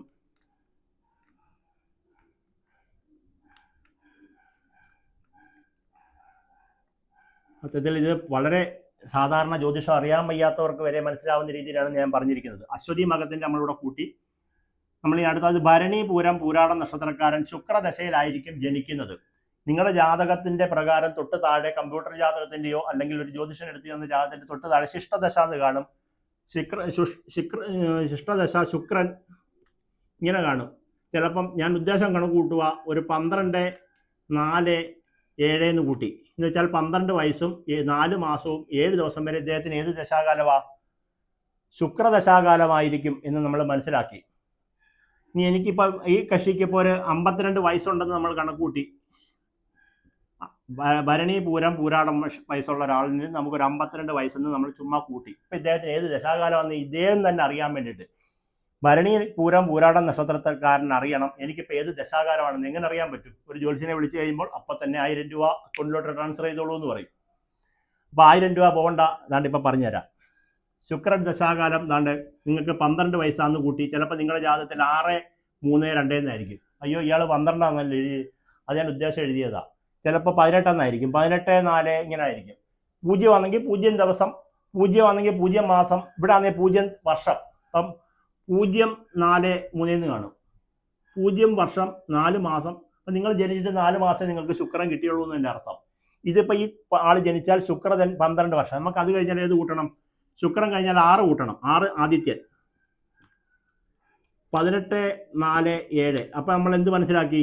ഈ ശുക്രദശയിൽ ഭരണി പൂരം പൂരാടം നക്ഷത്രത്തിൽ ജനിച്ച ഓരോ കക്ഷിക്ക് ഇപ്പോൾ 18 വയസ്സിന് താഴെയാണെങ്കിൽ ഇയാൾക്ക് ഏത് ദശയാ? സൂര്യൻ്റെ ദശയാണെന്ന് മനസ്സിലാക്കി. ഇനി ഇയാൾക്ക് ഒരു 25 വയസ്സുണ്ടെങ്കിൽ എന്ത് കൂട്ടി? നമ്മൾ 10 അടുത്ത കൂട്ടുന്നത് ചന്ദ്രദശയായിരിക്കും. 28 4 7 എന്ന് കൂട്ടി. അപ്പം ചന്ദ്രൻ എഴുതി. അപ്പം ഇയാൾക്ക് 25 വയസ്സാണെങ്കിൽ ഇയാൾക്ക് ചന്ദ്രൻ്റെ ദശയാണെന്നും 28 വയസ്സ് വരെ അതുള്ളെന്നും നമുക്ക് തന്നെ കണക്കൂട്ടാൻ പറ്റി. അപ്പോൾ ഭരണി പൂരം പൂരാടം നക്ഷത്രക്കാരനായിട്ടുള്ള ഒരാളായിരുന്നെങ്കിൽ എന്ത് നോക്കും? ഇയാളുടെ ചന്ദ്രൻ എവിടെ നിൽക്കുന്നു? ഏത് ഭാവത്തിൽ നിൽക്കുന്നു? 10ലാണോ 6ലാണോ 7ലാണോ? സൂര്യനോട് അടുത്താണോ നിൽക്കുന്നത്? കറുത്തവാവ് കഴിഞ്ഞ് വെളുത്തവാവ് കഴിഞ്ഞ് എത്രാം ദിവസം കഴിഞ്ഞാണ് ഞാൻ ജനിച്ചത്? അതായത് വെളുത്തവാവ് കഴിഞ്ഞിട്ട് ഏകദേശം ഒരു 10 ദിവസമൊക്കെ കഴിഞ്ഞാൽ നമ്മൾ ജനിക്കുന്നതെങ്കിൽ ചന്ദ്രൻ്റെ ബലം കുറവെന്ന് പറയും. അതായത് പൗർണമിയോട് അടുത്ത് വരുന്ന ദിവസമാണ് ചന്ദ്രൻ്റെ ബലം വരുന്നത്. കറുത്തവാവ് കഴിഞ്ഞിട്ട് ഒരു 4-5 ദിവസം കഴിഞ്ഞൊക്കെ ജനിക്കുന്നവർക്കൊക്കെ ചന്ദ്രൻ്റെ ബലം കൂടി വരുമെന്നാണ് പറയുന്നത്. അപ്പം അതിലോട്ട് പോകുന്നില്ല. ഇപ്പം ചന്ദ്രദശ അടുത്ത് നമ്മൾ എന്ത് കൂട്ടും? 7 വർഷം ചൊവ്വ. 35 4 7 എന്ന് കൂട്ടി ചൊവ്വ. അടുത്ത് നമ്മൾ ഏത് കൂട്ടും? 18 കൂട്ടും. 53 വയസ്സ് വരെ, 53 വയസ്സിൽ 4 മാസം 7 ദിവസം വരെ ഇദ്ദേഹത്തിന് എന്തുവാ? രാഹുവിൻ്റെ ദശയാണ്. ഇപ്പം നമ്മൾ നേരത്തെ പറഞ്ഞ എത്ര? 52 വയസ്സെന്നാണ് പറഞ്ഞത്. ഇനി 53 വയസ്സും 4 മാസവും ആകുമ്പോഴത്തേക്കിന് രാഹു തീർന്നിട്ട് പിന്നെന്താ തുടങ്ങുന്നേ? അവിടെ എഴുതിയിട്ടുണ്ട് വ്യാഴം. അപ്പം ഇപ്പം ഈ കാണുന്ന ഒരാൾ അയാൾക്കൊരു 52 വയസ്സുണ്ടെങ്കിൽ എനിക്ക് 53 വയസ്സും 4 മാസം 7 ദിവസം ആകുമ്പോൾ എൻ്റെ രാഹു തീരുവാണ്. രാഹു ദോഷത്തിൽ ആണെങ്കിലും ഗുണമായാലും ഇച്ചിരി കഷ്ടകാലം ഉണ്ടാവും രാഹു എന്ന് വെച്ചാൽ. അത് കഴിഞ്ഞാൽ എനിക്ക് വ്യാഴം വരാൻ പോവാണ്. ആ കക്ഷി എന്ത് ചെയ്യണം? 69 വയസ്സ് വരെ വ്യാഴമാണെന്ന് എഴുതി വെച്ചു. 69 4 7. എത്ര വയസ്സിൽ? 52ാമത്തെ വയസ്സിൽ. അപ്പം ഇദ്ദേഹം എടുത്തിട്ട് ലഗ്നത്തിൻ്റെ എവിടെയാണ് വ്യാഴം നിൽക്കുന്നതെന്ന് നമ്മൾ എണ്ണി നോക്കിയിട്ട് വ്യാഴത്തിൻ്റെ ബലത്തെക്കുറിച്ച് നമുക്കറിയാൻ പറ്റും. വ്യാഴം ഇവിടെ നീചമാണ്. വ്യാഴം ഇങ്ങനെ ഈ 4 നമ്മളിപ്പോൾ ജാതകപ്രകാരം ഇവിടെ നിൽക്കുവാണെങ്കിൽ ലഗ്നത്തിൽ തന്നെ വ്യാഴം നിൽക്കുവാണെങ്കിൽ നല്ലത്, 4-ാം ഭാവത്തിലാണെങ്കിൽ നിൽക്കുന്നത് നല്ലത്, 5-ാം ഭാവത്തിൽ നിന്നാൽ നല്ലത്, 6-ാം ഭാവത്തിൽ നിന്നാൽ കൊള്ളത്തില്ല, 7-ാം ഭാവത്തിൽ നിന്നാൽ നല്ലത്, 8-ൽ നിന്നാൽ കൊള്ളത്തില്ല, 9-ൽ നിന്നാൽ നല്ലത്, 10-ൽ നിന്നാൽ നല്ലത്, 11-ൽ നിന്നാൽ നല്ലത്, 12-ൽ നിന്നാൽ കൊള്ളത്തില്ല. എളുപ്പമായില്ലേ? എളുപ്പമായി എന്ന് ഞാൻ കരുതുന്നു. അടുത്തതായിട്ട്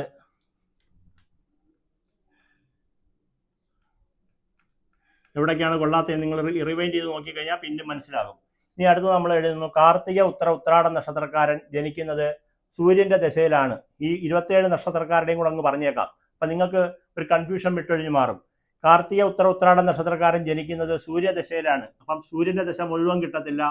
കാർത്തിക ഉത്രാട നക്ഷത്രക്കാരൻ സൂര്യദശയിലാണ് ജനിക്കുന്നത്. അത് കിട്ടുന്നത് ഒരു 4 വർഷം 2 മാസം 3 ദിവസമാണ് ഈ കിട്ടി. 4, 3, 2 എന്നായിരിക്കും കാണിക്കുന്നത് നിങ്ങളുടെ ദശയിൽ. അപ്പം 4 വർഷമാണ് എനിക്ക് കിട്ടിയതെന്നും സൂര്യനെ കിട്ടിയത്, സൂര്യന്റെ ദശാകാലം കിട്ടിയത്. ജനിച്ചിട്ട് 4 വയസ്സായപ്പോൾ സൂര്യൻ തീർന്നു എന്ന് മനസ്സിലാക്കണം. 4 വയസ്സ് വരെ ഉള്ളൂ എന്നാണ് എൻ്റെ അർത്ഥം. അത് കഴിഞ്ഞാൽ പിന്നെ നമ്മൾ എന്ത് കൂട്ടും? 10 വയസ്സും വരെ ചന്ദ്രനെ കൂട്ടും. അപ്പോൾ 14 വയസ്സ് വരെ നിങ്ങൾക്ക് കുഞ്ഞുങ്ങളൊക്കെ ഉണ്ടെങ്കിൽ, കാർത്തിക ഉത്രാട നക്ഷത്രക്കാരായിട്ടുള്ള കുഞ്ഞുങ്ങളുണ്ടെങ്കിൽ നിങ്ങളുടെ ജാതകം എടുത്ത് നോക്കണം. അതിനകത്ത് ഈ സംഖ്യയോടുകൂടി അടുത്തത് 10 അങ്ങ് കൂട്ടിയാൽ മതി. എത്ര വരുന്നോ അതിൻ്റെ കൂടെ 10 കൂട്ടുക. 10 എന്ന് പറഞ്ഞാൽ ചന്ദ്രൻ ദശ, പിന്നെ ചൊവ്വ 7, അതിന് തൊട്ട് താഴെ 18, അത് കഴിഞ്ഞാൽ 16 വർഷം, 19 വർഷം, 17 വർഷം കൂട്ടുക. അപ്പം സൂര്യൻ ചന്ദ്രൻ 10 വർഷം, പിന്നെ ചൊവ്വ 7 കൂട്ടി. അപ്പം 21 വയസ്സ് 2 മാസം വരെ ചൊവ്വ. അത് കഴിഞ്ഞാൽ രാഹു നമുക്ക് ഇവിടെ കൂട്ടി, രാഹു 18 വർഷം. അപ്പം 39 വയസ്സ് വരെ 2 മാസം 3 വയസ്സ് വരെ രാഹു. അത് കഴിഞ്ഞാൽ വ്യാഴം 16 വർഷം, 55 വയസ്സ് വരെ, 55 വയസ്സ് വരെ. അപ്പം 21 വയസ്സിനും 39 വയസ്സിനും മധ്യമുള്ള ഒരാളാണ് ഈ കാർത്തിക ഉത്രാട നക്ഷത്രത്തിൽ ജനിച്ച ഒരാളാണ് ഇത് കാണുന്നതെങ്കിൽ എനിക്ക് രാഹു ആണെന്നും, രാഹു ലഗ്നാല് ഏത് ഭാവത്തിലാണ് നിൽക്കുന്നതെന്ന് മനസ്സിലാക്കണം.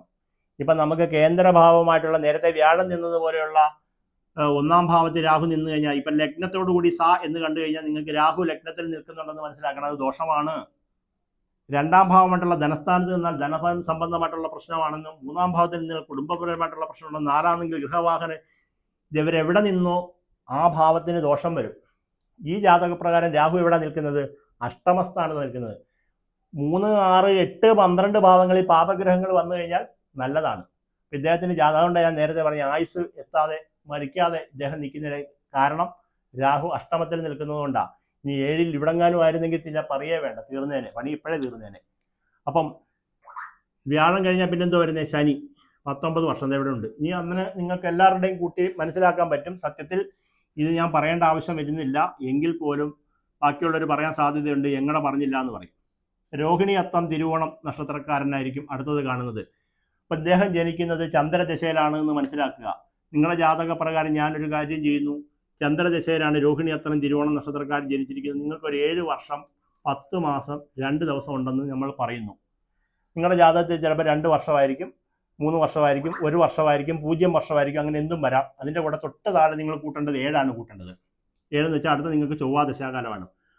അപ്പം നിങ്ങൾക്ക് 14 വയസ്സ് വരെയുള്ള ഒരു കുട്ടിയാണെങ്കിൽ അവരുടെ മാതാപിതാക്കളാണ് കാണുന്നതെങ്കിൽ നിങ്ങളുടെ കുട്ടിക്ക് നിങ്ങളുടെ ശിഷ്ടദശയുടെ തൊട്ട് താഴെ 7 കൂട്ടിയാൽ നിങ്ങൾക്ക് കൊച്ചിന് 14 വയസ്സ് വരെ ആയിരിക്കും നിങ്ങൾക്ക് ചൊവ്വ ദശാകാലമെന്നും.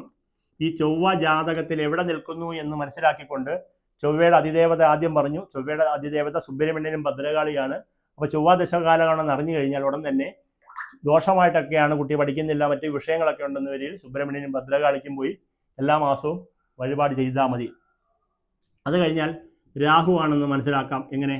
ഇവിടെ 18 വയസ്സ് രാഹു, 2, 10, 8, 4, 12, 32 വയസ്സുള്ള ഒരാളാണ് കാണുന്നതെങ്കിൽ ഒരാൾ പറയുകയാണ് നമ്മുടെ കല്യാണമൊന്നും നടക്കുന്നില്ല, അങ്ങനെയാണ് വിഷയമാണെന്ന് പറഞ്ഞു കഴിഞ്ഞാൽ ഇദ്ദേഹത്തിൻ്റെ ലഗ്നത്തിൽ ചിലപ്പോൾ രാഹു കാണും, അല്ലെങ്കിൽ 7-ൽ രാഹു കാണും, ലഗ്നത്തിൽ കേതു കാണും. 7-ൽ രാഹു നിന്ന് കഴിഞ്ഞാൽ മംഗല്യം പ്രശ്നമാകും, മംഗല്യം നടന്നാലും വിഷയമാകും. അപ്പം രാഹുവാണ് എന്ന് കണ്ടു കഴിഞ്ഞാൽ എന്ത് മനസ്സിലാക്കി? 32 വയസ്സ്. ഈ കക്ഷിക്ക് രാഹു അങ്ങോട്ട് 32 വയസ്സ് തീർന്നു കഴിഞ്ഞാൽ പിന്നെ എന്ത് തുടങ്ങും? വ്യാഴം തുടങ്ങും. 16 വർഷം 48 വയസ്സും 10 മാസം 2 ദിവസം വരെ എന്തായി? വ്യാഴമായി. അത് കഴിഞ്ഞാൽ പിന്നെ 19 വർഷം ശനി, അത് കഴിഞ്ഞാൽ 19 കഴിഞ്ഞാൽ 17 വർഷം ബുധൻ, പിന്നെ അങ്ങനെ നിങ്ങൾക്ക് തന്നെ കണക്ക് കൂട്ടാൻ പറ്റും. ഇവിടെ എഴുതിയിട്ടുണ്ട്.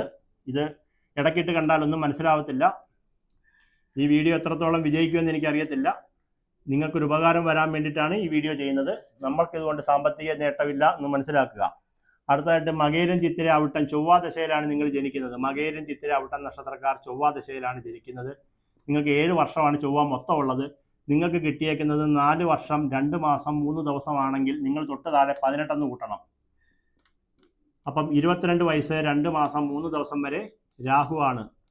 അപ്പം ഈ കക്ഷി ഒരു വ്യാഴം, അത് കഴിഞ്ഞാൽ പിന്നെ വ്യാഴമാണ് 16.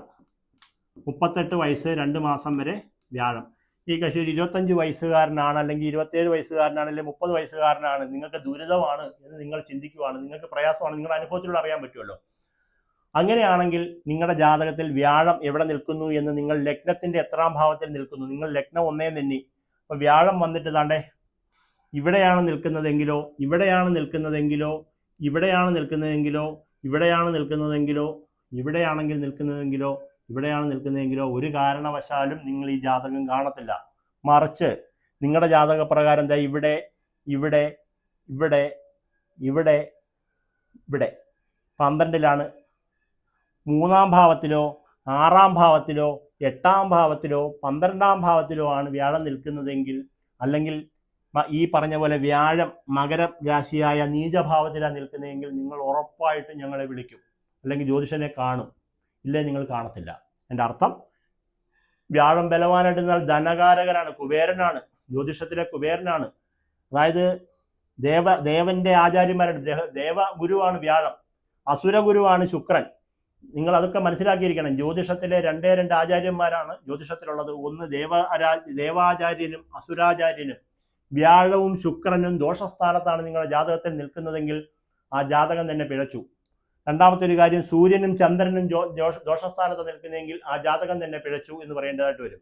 ഏത് ഗ്രഹത്തെ എടുത്താലും, ഇപ്പോൾ ബുധനാണ് പിഴച്ചു നിൽക്കുന്നതെങ്കിൽ വിദ്യ കൊണ്ട് പുരോഗതിയില്ല, വ്യാഴമാണെങ്കിൽ ധനപുരോഗതിയില്ല, ശുക്രനാണ് മറിഞ്ഞു നിൽക്കുന്നതെങ്കിൽ നിങ്ങൾക്ക് മംഗല്യം, സുഖസൗകര്യങ്ങൾ, ആഡംബര ജീവിതം, ഇങ്ങനെയുള്ള ഒരു കാര്യവും നോക്കേണ്ടതില്ല. ചന്ദ്രൻ ഇവിടെ നിൽക്കുന്ന സമയത്ത്, വൃശ്ചികത്തിൽ നിൽക്കുന്ന സമയത്താണ് നിങ്ങൾ ജനിച്ചിട്ടുള്ളത്, അല്ലെങ്കിൽ ചന്ദ്രൻ കറുത്തവാവിൻ്റെ എന്നാ ജനിക്കുന്നെങ്കിൽ മനഃശാന്തി എന്ന് പറയുന്ന കാര്യം ഉണ്ടാവത്തില്ല. പക്ഷെ ഉണ്ടാകത്തില്ല എന്നല്ല പറഞ്ഞങ്ങ് പോവുമല്ല, ഇതിനുള്ള പ്രതിവിധിയാണ് ജ്യോതിഷം. ജ്യോതിഷം എന്ന് പറഞ്ഞു കഴിഞ്ഞാൽ ലോകത്തുള്ള സർവ്വ ആളുകൾക്കും നന്മ പകരുന്ന ജാതകമാണ്, ഇതാണ് ജ്യോതിഷം. ഈ ജ്യോതിഷത്തിൽ പ്രതിവിധിയാണ്. നമ്മുടെ ഇപ്പോൾ കൊറോണ വന്നു, കൊറോണയ്ക്ക് വാക്സിനുണ്ട്. നമ്മൾ ഈ ലോകത്ത് എന്തുണ്ടോ, പോളിയോ ഉണ്ട്, പോളിയോയ്ക്ക് വാക്സിനുണ്ട്. നമുക്ക് എന്ത് പ്രശ്നമുണ്ടോ ഈ പ്രശ്നത്തിന് പരിഹാരം ഇവിടെ ഉണ്ട്. പക്ഷെ നമ്മൾ അതിനെ കണ്ടുപിടിച്ചെടുക്കുന്നതാണ് ജീവിതത്തിലെ വിജയം എന്ന് പറയുന്നത്. ഈ ജാതക പ്രകാരം നിങ്ങൾക്ക് ചന്ദ്രനാണ് നീചഭാവത്തിൽ നിൽക്കുന്നതെങ്കിൽ നിങ്ങളൊരു കാര്യം ചെയ്യണം, തിങ്കളാഴ്ച വ്രതം എടുക്കണം. ഈ വൃശ്ചിക കൂറിൽ വന്നവർ, അനിഴം, വിശാഖത്തിൽ കാല്, അനിഴം, തൃക്കേട്ട, അല്ലെങ്കിൽ കറുത്തവാവിനോട് അടുത്ത ദിവസം എന്ന് പറഞ്ഞാൽ വെളുത്തവാവ് കഴിഞ്ഞ് വരുന്ന ഒരു 6-7 ദിവസം കഴിഞ്ഞ് വരുന്ന ദിവസമാണ് കറുത്തവാവിനോട് അനുബന്ധമായിട്ടുള്ള ദിവസം. സപ്തമി കഴിഞ്ഞ് വരുന്ന അഷ്ടമി, നവമി, ദശമി, ചതുർത്ഥി, അങ്ങനെയുള്ള ദശമി, ഏകാദശി, ദ്വാദശി, ത്രയോദശി, കറുത്തവാവ്. അപ്പം അങ്ങനെ കറുത്തവാവിനോടനുബന്ധിച്ചുള്ള ദിവസങ്ങളാണ് ജനിക്കുന്നതെങ്കിൽ നമ്മൾ ഏത് ഗ്രഹം വന്നാലും, ചൊവ്വ നീചഭാവത്തിൽ നിന്ന് നോക്കിക്കോ, സർക്കാർ ജോലി സംബന്ധമായിട്ടുള്ള കാര്യം നടക്കത്തില്ല. അതുപോലെ തന്നെ യൂണിഫോമുള്ള തൊഴിലുകൾ കിട്ടത്തില്ല. ധൈര്യം എന്ന് പറഞ്ഞൊരു സാധനം നമ്മുടെ ജീവിതത്തിൽ ഉണ്ടാകത്തില്ല. ഭയം ഏതൊരു കാര്യത്തിലും നേരിടാൻ ഉണ്ടാകത്തില്ല. ഇപ്പം നമ്മളെക്കുറിച്ച് പറയുമ്പം, വേറൊരാളെക്കുറിച്ച് പറയുമ്പോൾ, ഒരാൾക്ക് ഒരു സന്നിധിയിൽ വന്നിട്ട് പാട്ട് പാടാൻ പറഞ്ഞാൽ പറ്റത്തില്ല. അപ്പോൾ ഫോൺ എടുത്തിട്ട് ആരെങ്കിലും വീഡിയോ എടുക്കുന്നത് കണ്ടു കഴിഞ്ഞാൽ പിന്നെ അവർക്ക് വിറയലുണ്ടാവുക, ടെൻഷൻ ഉണ്ടാവുക, പേടി ഉണ്ടാവുക എന്ന് പറയും. ഇപ്പോൾ സിനിമയിൽ അഭിനയിക്കുന്ന ഒരു ആൾക്കാരെ എടുത്തു കഴിഞ്ഞാൽ 100 കൂട്ടം ആളുകൾ കണ്ടുകൊണ്ടിരിക്കുന്നതിൻ്റെ ഇടയ്ക്ക് നിന്നിട്ട് അവർ കൂളായിട്ട് കരയണം, ചിരിക്കണം, അല്ലെങ്കിൽ അവിടെ വർത്തമാനം പറയണം, അങ്ങനെ പലതും ഉണ്ടാകും. അപ്പോൾ അതൊന്നും നോക്കാതെ അയാൾ അതിനെക്കുറിച്ച് ശ്രദ്ധിക്കണമെങ്കിൽ അയാളുടെ ചൊവ്വ ബലവാനായിട്ട് നിൽക്കണം. അല്ലെങ്കിൽ അവർക്ക് പെർഫോമൻസ് ചെയ്യാൻ പറ്റാത്ത ഒരു അവസ്ഥ ഉണ്ടാകും. അപ്പോൾ ചൊവ്വയൊക്കെ നീചത്തിൽ നിന്ന് നിങ്ങൾ അധ്യാപകനൊക്കെ ആയിക്കഴിഞ്ഞാൽ വലിയ പാടായിരിക്കും. ഒരു പ്രാസംഗികനാകാൻ പാടായിരിക്കും. അതുപോലെ തന്നെ രാഷ്ട്രീയ രംഗത്ത് വരാൻ പാടായിരിക്കും. നേതൃനിരയിൽ വരാൻ പാടായിരിക്കും. അപ്പം ചൊവ്വയാണ് നമ്മൾ വിചാരിക്കുന്നത് പോലെയല്ല. ചൊവ്വ ജാതകപ്രകാരം ഗുണമായിട്ട് നിൽക്കണം. വ്യാഴം നീചഭാവത്തിൽ നിന്ന് കഴിഞ്ഞാൽ ദോഷമാണ്. ഏത് ഗ്രഹം ദോഷത്തിൽ നിന്നാലും ദോഷമാണ്. അതിന് പ്രതിവിധികൾ കാണുക എന്നുള്ളതാണ് ജ്യോതിഷത്തിൽ പറയുന്നത്. അപ്പം നമ്മൾ ആരുടെയാണ് കൂട്ടിയത്? മകേരം ചിത്തിര അവിട്ടക്കാരന് ചൊവ്വ. ഇനി അങ്ങോട്ട് പോകേണ്ട കാര്യമില്ല. വ്യാഴം കഴിഞ്ഞാൽ ശനി, ശനി കഴിഞ്ഞാൽ ബുധൻ. അത് ഈ വർഷത്തോട് കൂടി കൂട്ടുക.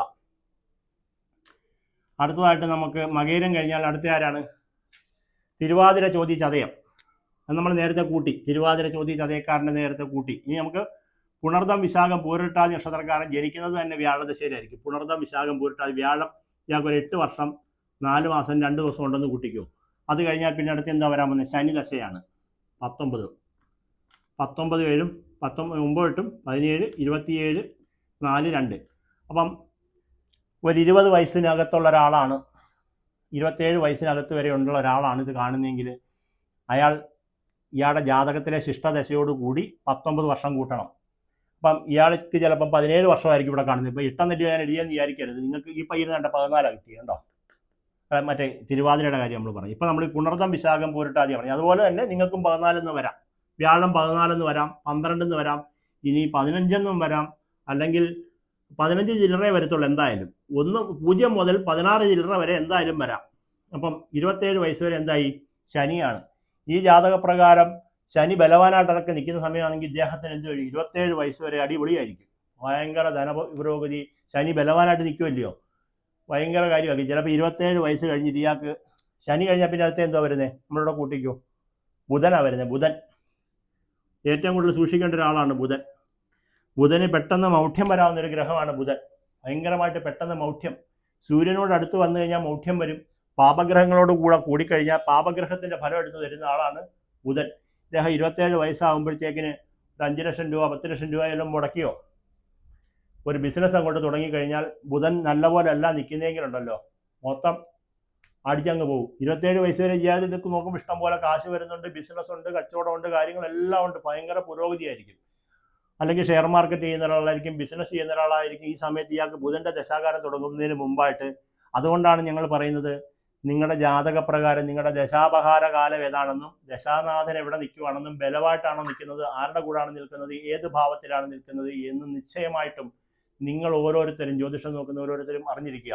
നമ്മൾ ഇങ്ങനെയുള്ള വീഡിയോസുകൾ പറയുമ്പം എല്ലാവരും കാണണമെന്നില്ല. അശ്വതി മകം മൂലത്തിന് ഇപ്പം ഈ മാസത്തിൽ എന്തോ ഫലം? ധനപുരോഗതി, ഐശ്വര്യം, ഭാഗ്യം, കടബാധ്യത വിട്ടൊഴിഞ്ഞു മാറും എന്നൊക്കെ പറഞ്ഞിട്ട് എന്തെങ്കിലും ഒരു വീഡിയോ ചെയ്തു കഴിഞ്ഞാൽ അത് നല്ലപോലെ ഇരുന്ന് കാണും, അതങ്ങ് കേൾക്കും.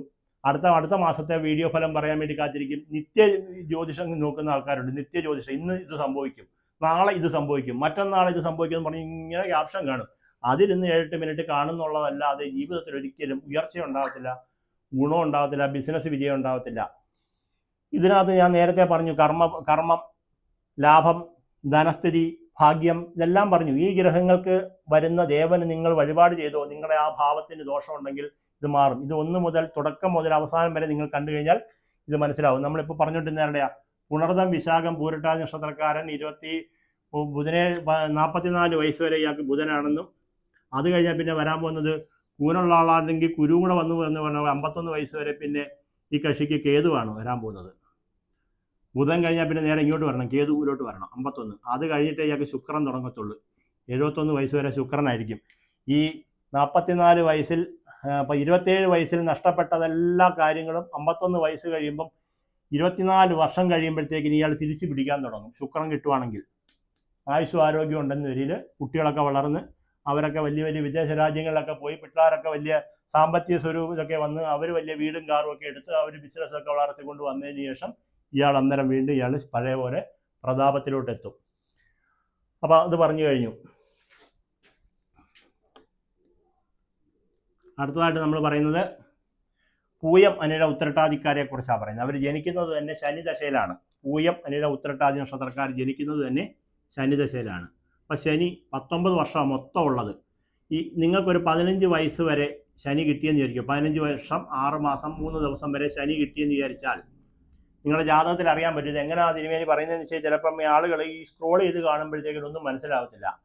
തുടക്കം മുതൽ തീരുന്നവരെ കണ്ടു കഴിഞ്ഞാൽ സമാധാനമായിട്ടിരുന്ന് ഞാൻ ആദ്യം എങ്ങനെയാണോ ഇത് കാണണ്ടേന്ന് വെച്ചാൽ നിങ്ങളുടെ ഗ്രഹനില വരച്ച് കാണണമെന്നാണ് ഞാൻ പറഞ്ഞത്. നിങ്ങൾ എഴുതണം എന്നാണ് പറഞ്ഞത്. ഇതുപോലെ എഴുതണം. ഞാൻ എഴുതിയതുപോലെ എഴുതി ഞാൻ എവിടെയാണോ തുടങ്ങിയത് ഈ വീഡിയോ അവസാനിക്കുന്നത് വരെ അശ്വതി മുതൽ രേവതി നക്ഷത്രം വരെയുള്ളവർ കണ്ടാൽ ജ്യോതിഷം കാണണം, ആഗ്രഹിക്കണം, നിങ്ങളുടെ പ്രശ്നങ്ങളെ പരിഹരിക്കണം നിങ്ങൾ ആഗ്രഹിക്കുന്നെങ്കിൽ ഈ പറഞ്ഞത് ചെയ്താൽ മതി. ലാസ്റ്റ് എല്ലാവർക്കും വേണ്ടിയുള്ള പരിഹാരക്രിയ ഒന്നുകൂടെ പറഞ്ഞതിന് ശേഷം വീഡിയോ അവസാനിപ്പിക്കുന്നതാണ്. അപ്പോൾ പൂയം അനിഴ ഉത്രട്ടാതി നക്ഷത്രക്കാരൻ ജനിക്കുന്ന ശനിദശയിലാണ്. അത് കഴിഞ്ഞാൽ പിന്നെ അയാൾ എന്ത് കൂട്ടണം? 17 കൂട്ടണം. 3, 6, 7, 5, 12, 32 വയസ്സ് വരെ പിന്നെ ബുധനാണ്.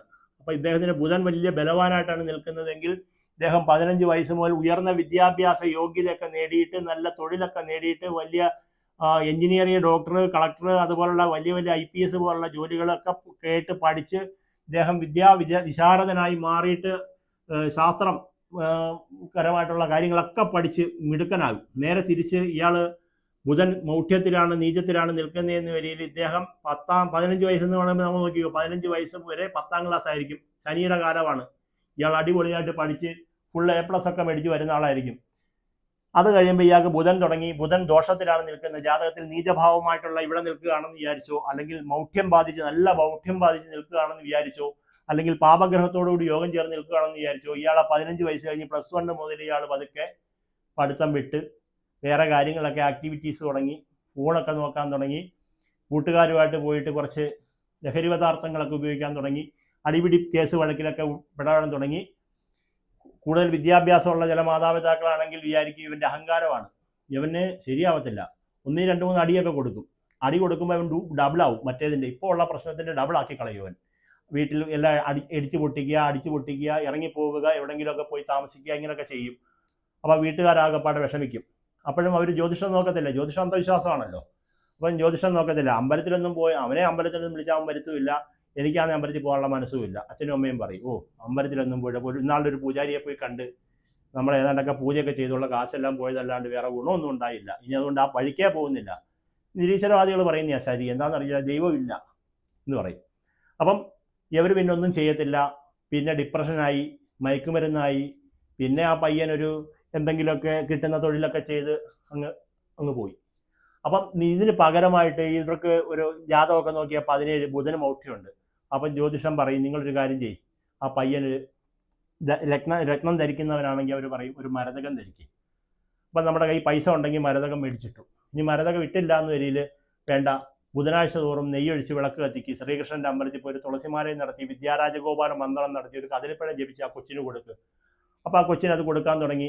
അതിന് ശേഷം മുതൽ ആ കുട്ടിക്ക് നല്ല വിദ്യാഭ്യാസപരമായിട്ടുള്ള കാര്യങ്ങൾ, ആ ബുധൻ്റെ മൗഢ്യം മാറുമല്ലോ, ബുധനാഴ്ച കണ്ടിന്യൂ ചെയ്തുകൊണ്ടേയിരിക്കുക നമ്മൾ.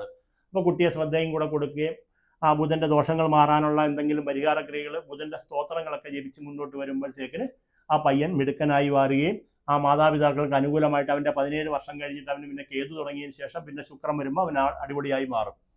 അപ്പോൾ നമ്മൾക്ക് ഈ ബുധൻ കഴിഞ്ഞാൽ പിന്നെന്തോ കൂട്ടുന്നത്, ഇവിടെ കേതുവാണ് പിന്നെ കൂട്ടുന്നത്. 39 വയസ്സ് വരെ കേതു, പിന്നെ 59 വയസ്സ് വരെ ശുക്രൻ.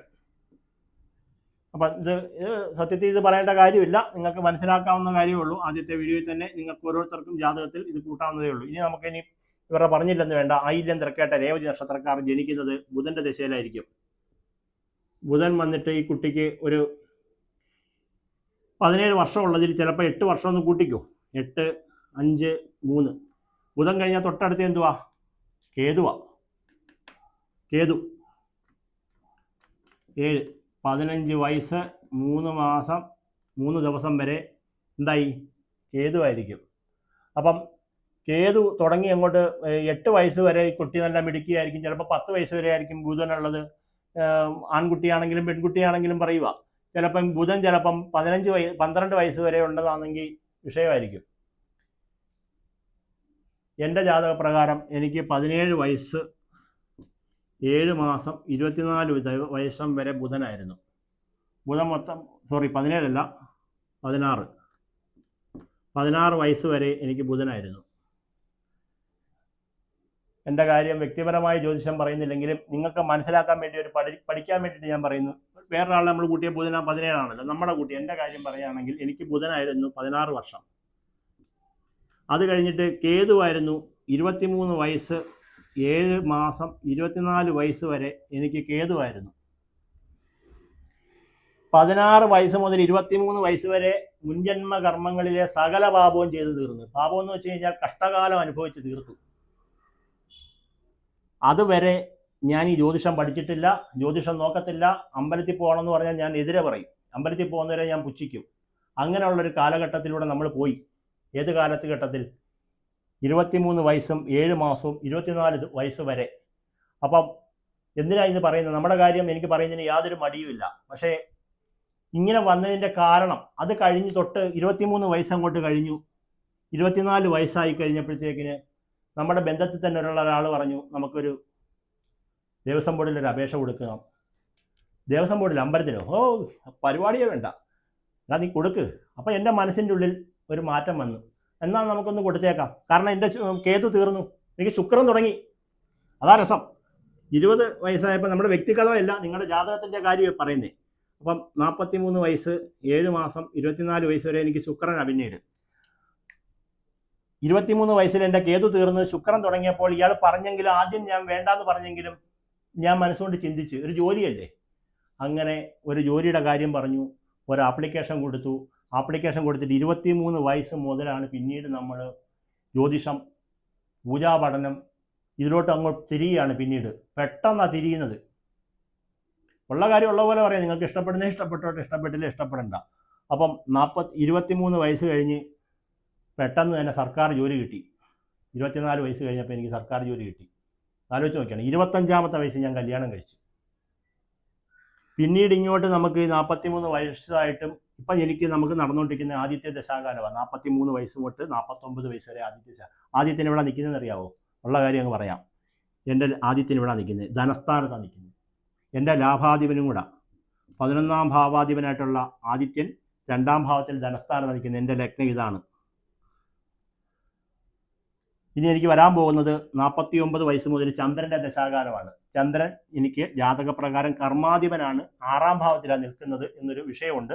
അപ്പം 6ാം ഭാവത്തിൽ നിൽക്കുന്ന കർമാധിപൻ്റെ സ്ഥാനം മാറാൻ വേണ്ടിയിട്ട് ഈ സമയമാകുമ്പോഴത്തേക്കും നമ്മളതിനുള്ള പരിപാടി അങ്ങ് ചെയ്യും. ഇപ്പം തന്നെ നമ്മുടെ ജാതകപ്രകാരം നമ്മൾ ഒരു മോതിരം ഇട്ടിരിക്കുന്നതെന്ന് വെച്ച് കഴിഞ്ഞാൽ ശുക്രൻ്റെ ഏറ്റവും കൂടുതൽ ബലം വരുന്ന നക്ഷത്രക്കാരാണ്. നിങ്ങൾക്ക് ഈ ലഗ്നം വരുന്നവർക്കെയാണ് അങ്ങനെ ചെയ്യേണ്ടത്. അപ്പോൾ ഇത്രയും പേരുടെയും കാര്യം പറഞ്ഞു. നമുക്ക് ഇങ്ങോട്ട് നിങ്ങൾക്ക് കൂട്ടുമ്പോൾ ഇതുപോലെ നിങ്ങൾക്ക് മനസ്സിലാകും. ജ്യോതിശാസ്ത്രപരമായിട്ട് നിങ്ങളുടെ ജാതകപ്രകാരം നിങ്ങളുടെ ധനാധിപനാരാണ്, കുടുംബം ഗൃഹസ്ഥാനം 3ാം ഭാവം, 4ാം ഭാവം കൊണ്ട് ഗൃഹം വാഹനം, 5 കൊണ്ട് സന്താനം മനസ്സ്, 6 കൊണ്ട് ശത്രു രോഗം, 7 കൊണ്ട് ഭാര്യ ഐശ്വര്യസ്ഥാനം, 8 കൊണ്ട് ആയുസ്സിൻ്റെ സ്ഥാനം, 9 കൊണ്ട് ഭാഗ്യസ്ഥാനം, 10ാം ഭാവം കൊണ്ട് നിങ്ങളുടെ കർമ്മം തൊഴിൽ എന്ന് തന്നെ പറയത്തുള്ളൂ. നിങ്ങളുടെ കർമ്മങ്ങൾ നിങ്ങൾ തന്നെ ശരിയാക്കാൻ പറ്റത്തുള്ളൂ, വേറൊരാൾക്ക് ശരിയാക്കാൻ പറ്റത്തില്ല. മദ്യപാനം ഉണ്ടെങ്കിൽ, പുകവലി ഉണ്ടെങ്കിൽ, മുറുക്ക് സ്വഭാവം ഉണ്ടെങ്കിൽ, നമ്മൾ മറ്റെന്തെങ്കിലും സ്വഭാവങ്ങൾ, പൈസ കൊടുത്ത് മറ്റെവിടെങ്കിലുമൊക്കെ പോവുക, ചൂതാട്ടം നടത്തുക, അല്ലെങ്കിൽ നമ്മൾ ഷെയർ മാർക്കറ്റ് ഓഹരി വ്യാപാരങ്ങളൊക്കെ ചെയ്യുക, അല്ലെങ്കിൽ ഭാര്യാഭർത്തൃ ബന്ധങ്ങളിൽ ഏതര ബന്ധങ്ങളിൽ ഇടപെടുക എന്ന് പറയത്തില്ലയോ, അതൊക്കെ കാശ് പോകുന്ന പരിപാടികളാണ്. അതൊക്കെ നശിക്കുന്ന പരിപാടികളിലൂടെയൊക്കെയാണ്. ഭാര്യ ഉണ്ടെങ്കിൽ ഭാര്യയുടെ അടുത്ത് പോകാതെ വേറെ എവിടെയെങ്കിലുമൊക്കെ പോവുക, ഇങ്ങനെയൊക്കെ വരുന്ന കർമ്മങ്ങളുണ്ട്. അതുപോലെ തന്നെ ജീവജാലങ്ങളെ സ്വന്തമാകാൻ കൈകൊണ്ട് തന്നെ കൊന്ന് അതിനെ ഇറച്ചി ഭക്ഷിക്കുക, ഇങ്ങനെയൊക്കെയുള്ള കർമ്മങ്ങളുണ്ട്. ദുഷ്കർമ്മങ്ങൾ, ദോഷകർമ്മങ്ങൾ, പ്രവൃത്തി കർമ്മങ്ങളൊക്കെ ഉണ്ട്. മറ്റൊരാളെ നിങ്ങളെ വ്യക്തിപരമായി പറയല്ല, അങ്ങനെ ചെയ്യുന്നവർക്കെല്ലാം കർമ്മം കൊണ്ട് ദുരിതം വരും. പലിശയ്ക്ക് കൊടുത്ത് പലിശ വാങ്ങുക, മറ്റൊരാളുടെ ശാപം ഏറ്റുവാങ്ങുക, ദുരിതം ഏറ്റുവാങ്ങുക, നമ്മൾ പറയുന്ന വാക്കുകൾ പാലിക്കാതിരിക്കുക, കൃത്യനിഷ്ഠയോടുകൂടി നമ്മളൊരു കാര്യം ചെയ്യാതിരിക്കുക, സമയത്തിന് ചെയ്യാതിരിക്കുക. മാക്സിമം ഇപ്പം ഞാനിപ്പോൾ ഒരു ക്ഷേത്രത്തിൽ എന്നെ കാണുന്ന ആളുകൾക്ക് അറിയാൻ പറ്റും, കൃത്യനിഷ്ഠത, ഉത്തരവാദിത്തം, ആത്മാർത്ഥത, ഇത് മാത്രമാണ് നമ്മുടെ കൈമുതലെന്ന് പറയുന്നത്. അതിനകത്ത് വെള്ളം ചേർക്കാൻ ഒരു കാരണവശാലും നമുക്ക് താല്പര്യമില്ല.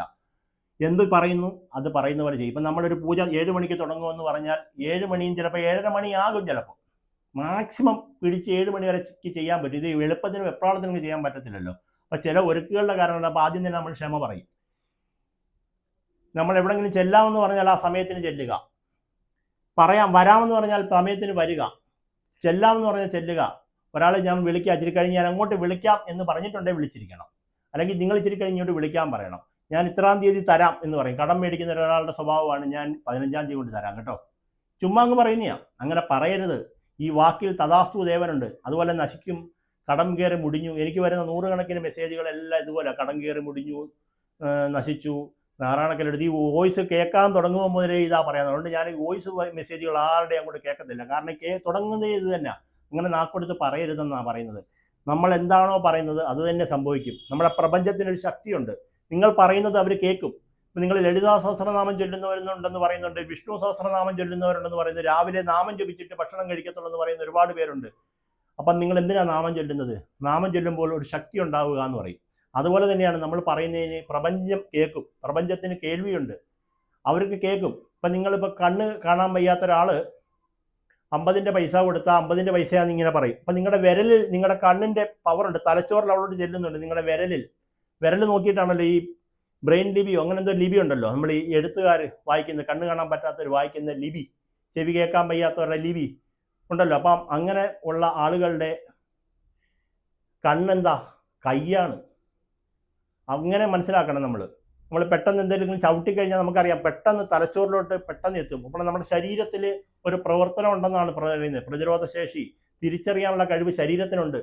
ഇവിടെ ഈ അംഗം വെട്ടുന്നവരോട് പറയാറുണ്ട് മെയ് കണ്ണാകണമെന്ന് പറയാറുണ്ട്. അതുപോലെ യോദ്ധ സിനിമ നമ്മൾ കണ്ടിട്ടുണ്ട്. കണ്ണ് കാണാൻ വയ്യാതെ മോഹൻലാൽ പോയിട്ട് ഒരു ആൾക്കാരെ അടിച്ച് വെട്ടി താഴെ ഇടുന്നത്. കാരണം മനസ്സും കണ്ണും എല്ലാം തമ്മിൽ പ്രവർത്തനമുണ്ട്, ബന്ധമുണ്ട്. അതുകൊണ്ടാണ് ഞാൻ ഈ പറയാൻ എന്താ കാരണം, നമ്മുടെ വാക്കുകൾ, നമ്മൾ കുട്ടികളോട് പറയാം നീ ഒരു കാലത്തും നന്നാവത്തില്ല, ഇതൊരിക്കലും ഗതി പിടിക്കത്തില്ല, നമുക്കൊരിക്കലും നന്നാവത്തില്ല. ഈ പറയുന്ന വാക്കുകളെ എടുത്ത് മാറ്റണം. ജീവനോടുണ്ടെങ്കിൽ നമ്മൾ നന്നാവും, നമ്മൾ രക്ഷപ്പെടും, നമ്മളൊരു കാലത്ത് ഇത് വരും. അപ്പോൾ എല്ലാ ദിവസവും നമ്മൾ തന്നെ ഒന്ന് ഇതെടുക്കണം. അപ്പോൾ അശ്വതി മകം മൂലം നക്ഷത്രക്കാരുടെ ദശാനാഥനായിട്ടുള്ളത് കേതുവാണെന്നും അത് ഗണപതിയാണെന്നും ഒക്കെയുള്ള കാര്യം ആദ്യത്തെ പാർട്ടി പറയുന്നുണ്ട്. അവസാനമാണ് കേൾക്കുന്നതെങ്കിൽ നിങ്ങളത് മനസ്സിലാക്കുക. അപ്പം നിങ്ങളുടെ ധനാധിപൻ ആരാണെന്ന് മനസ്സിലാക്കുക. അപ്പോൾ അതിൽ ഈ പറയുന്ന ഗ്രഹം ഏതാണ്, കേതുവാണെങ്കിൽ കേതുവിൻ്റെ ദോഷമാണെങ്കിൽ അത് കേതുവിന് പരിഹാരം ചെയ്യുക.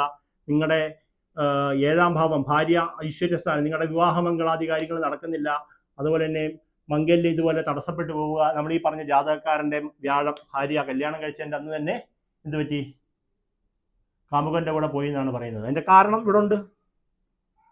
ഇയാൾ കല്യാണം കഴിച്ച് വീട്ടിൽ കൊണ്ടുവന്നാൽ ഇയാൾക്ക് ഗുണപ്പെടത്തില്ലായിരുന്നു, കാരണം വ്യാഴം നീചത്തിലാണ് നിൽക്കുന്നത്.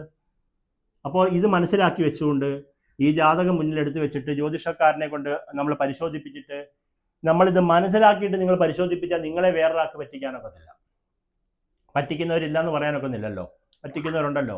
നിങ്ങളെ കൊണ്ട് ചെല്ലുമ്പം പറയും കല്യാണം പ്രശ്നമാണ്, മംഗല്യം നടത്തി കഴിഞ്ഞാൽ പെൺപിള്ളേരെ കല്യാണം വരുമ്പോഴാണ് പേടിപ്പിക്കുന്നത്, വീട്ടുകാരെ പേടിപ്പിക്കും ചില ആളുകൾ. ഞങ്ങൾ മറ്റൊരാളെ മോശക്കാരനാക്കി പറയല്ല, അങ്ങനെ പറയരുതെന്നാണ് ഞാൻ അവരോട് പറയുന്നത്. കാരണം നിങ്ങൾക്ക് പണം വേണമെങ്കിൽ, നിങ്ങൾക്ക് എന്തെങ്കിലും ഒരു പൂജ പറഞ്ഞിട്ട് അത് പൈസ മേടിക്കാനാണെങ്കിൽ അങ്ങനെ ചെയ്തു, പക്ഷേ വീട്ടുകാരെ ഭയപ്പെടുത്തരുത്. അവരുടെ മനസ്സിൻ്റെ ഉള്ളിൽ ആ ഭയം എപ്പോഴും കാണും. അതുകൊണ്ടാണ് ഞാൻ അങ്ങനെ പറയുന്നത്.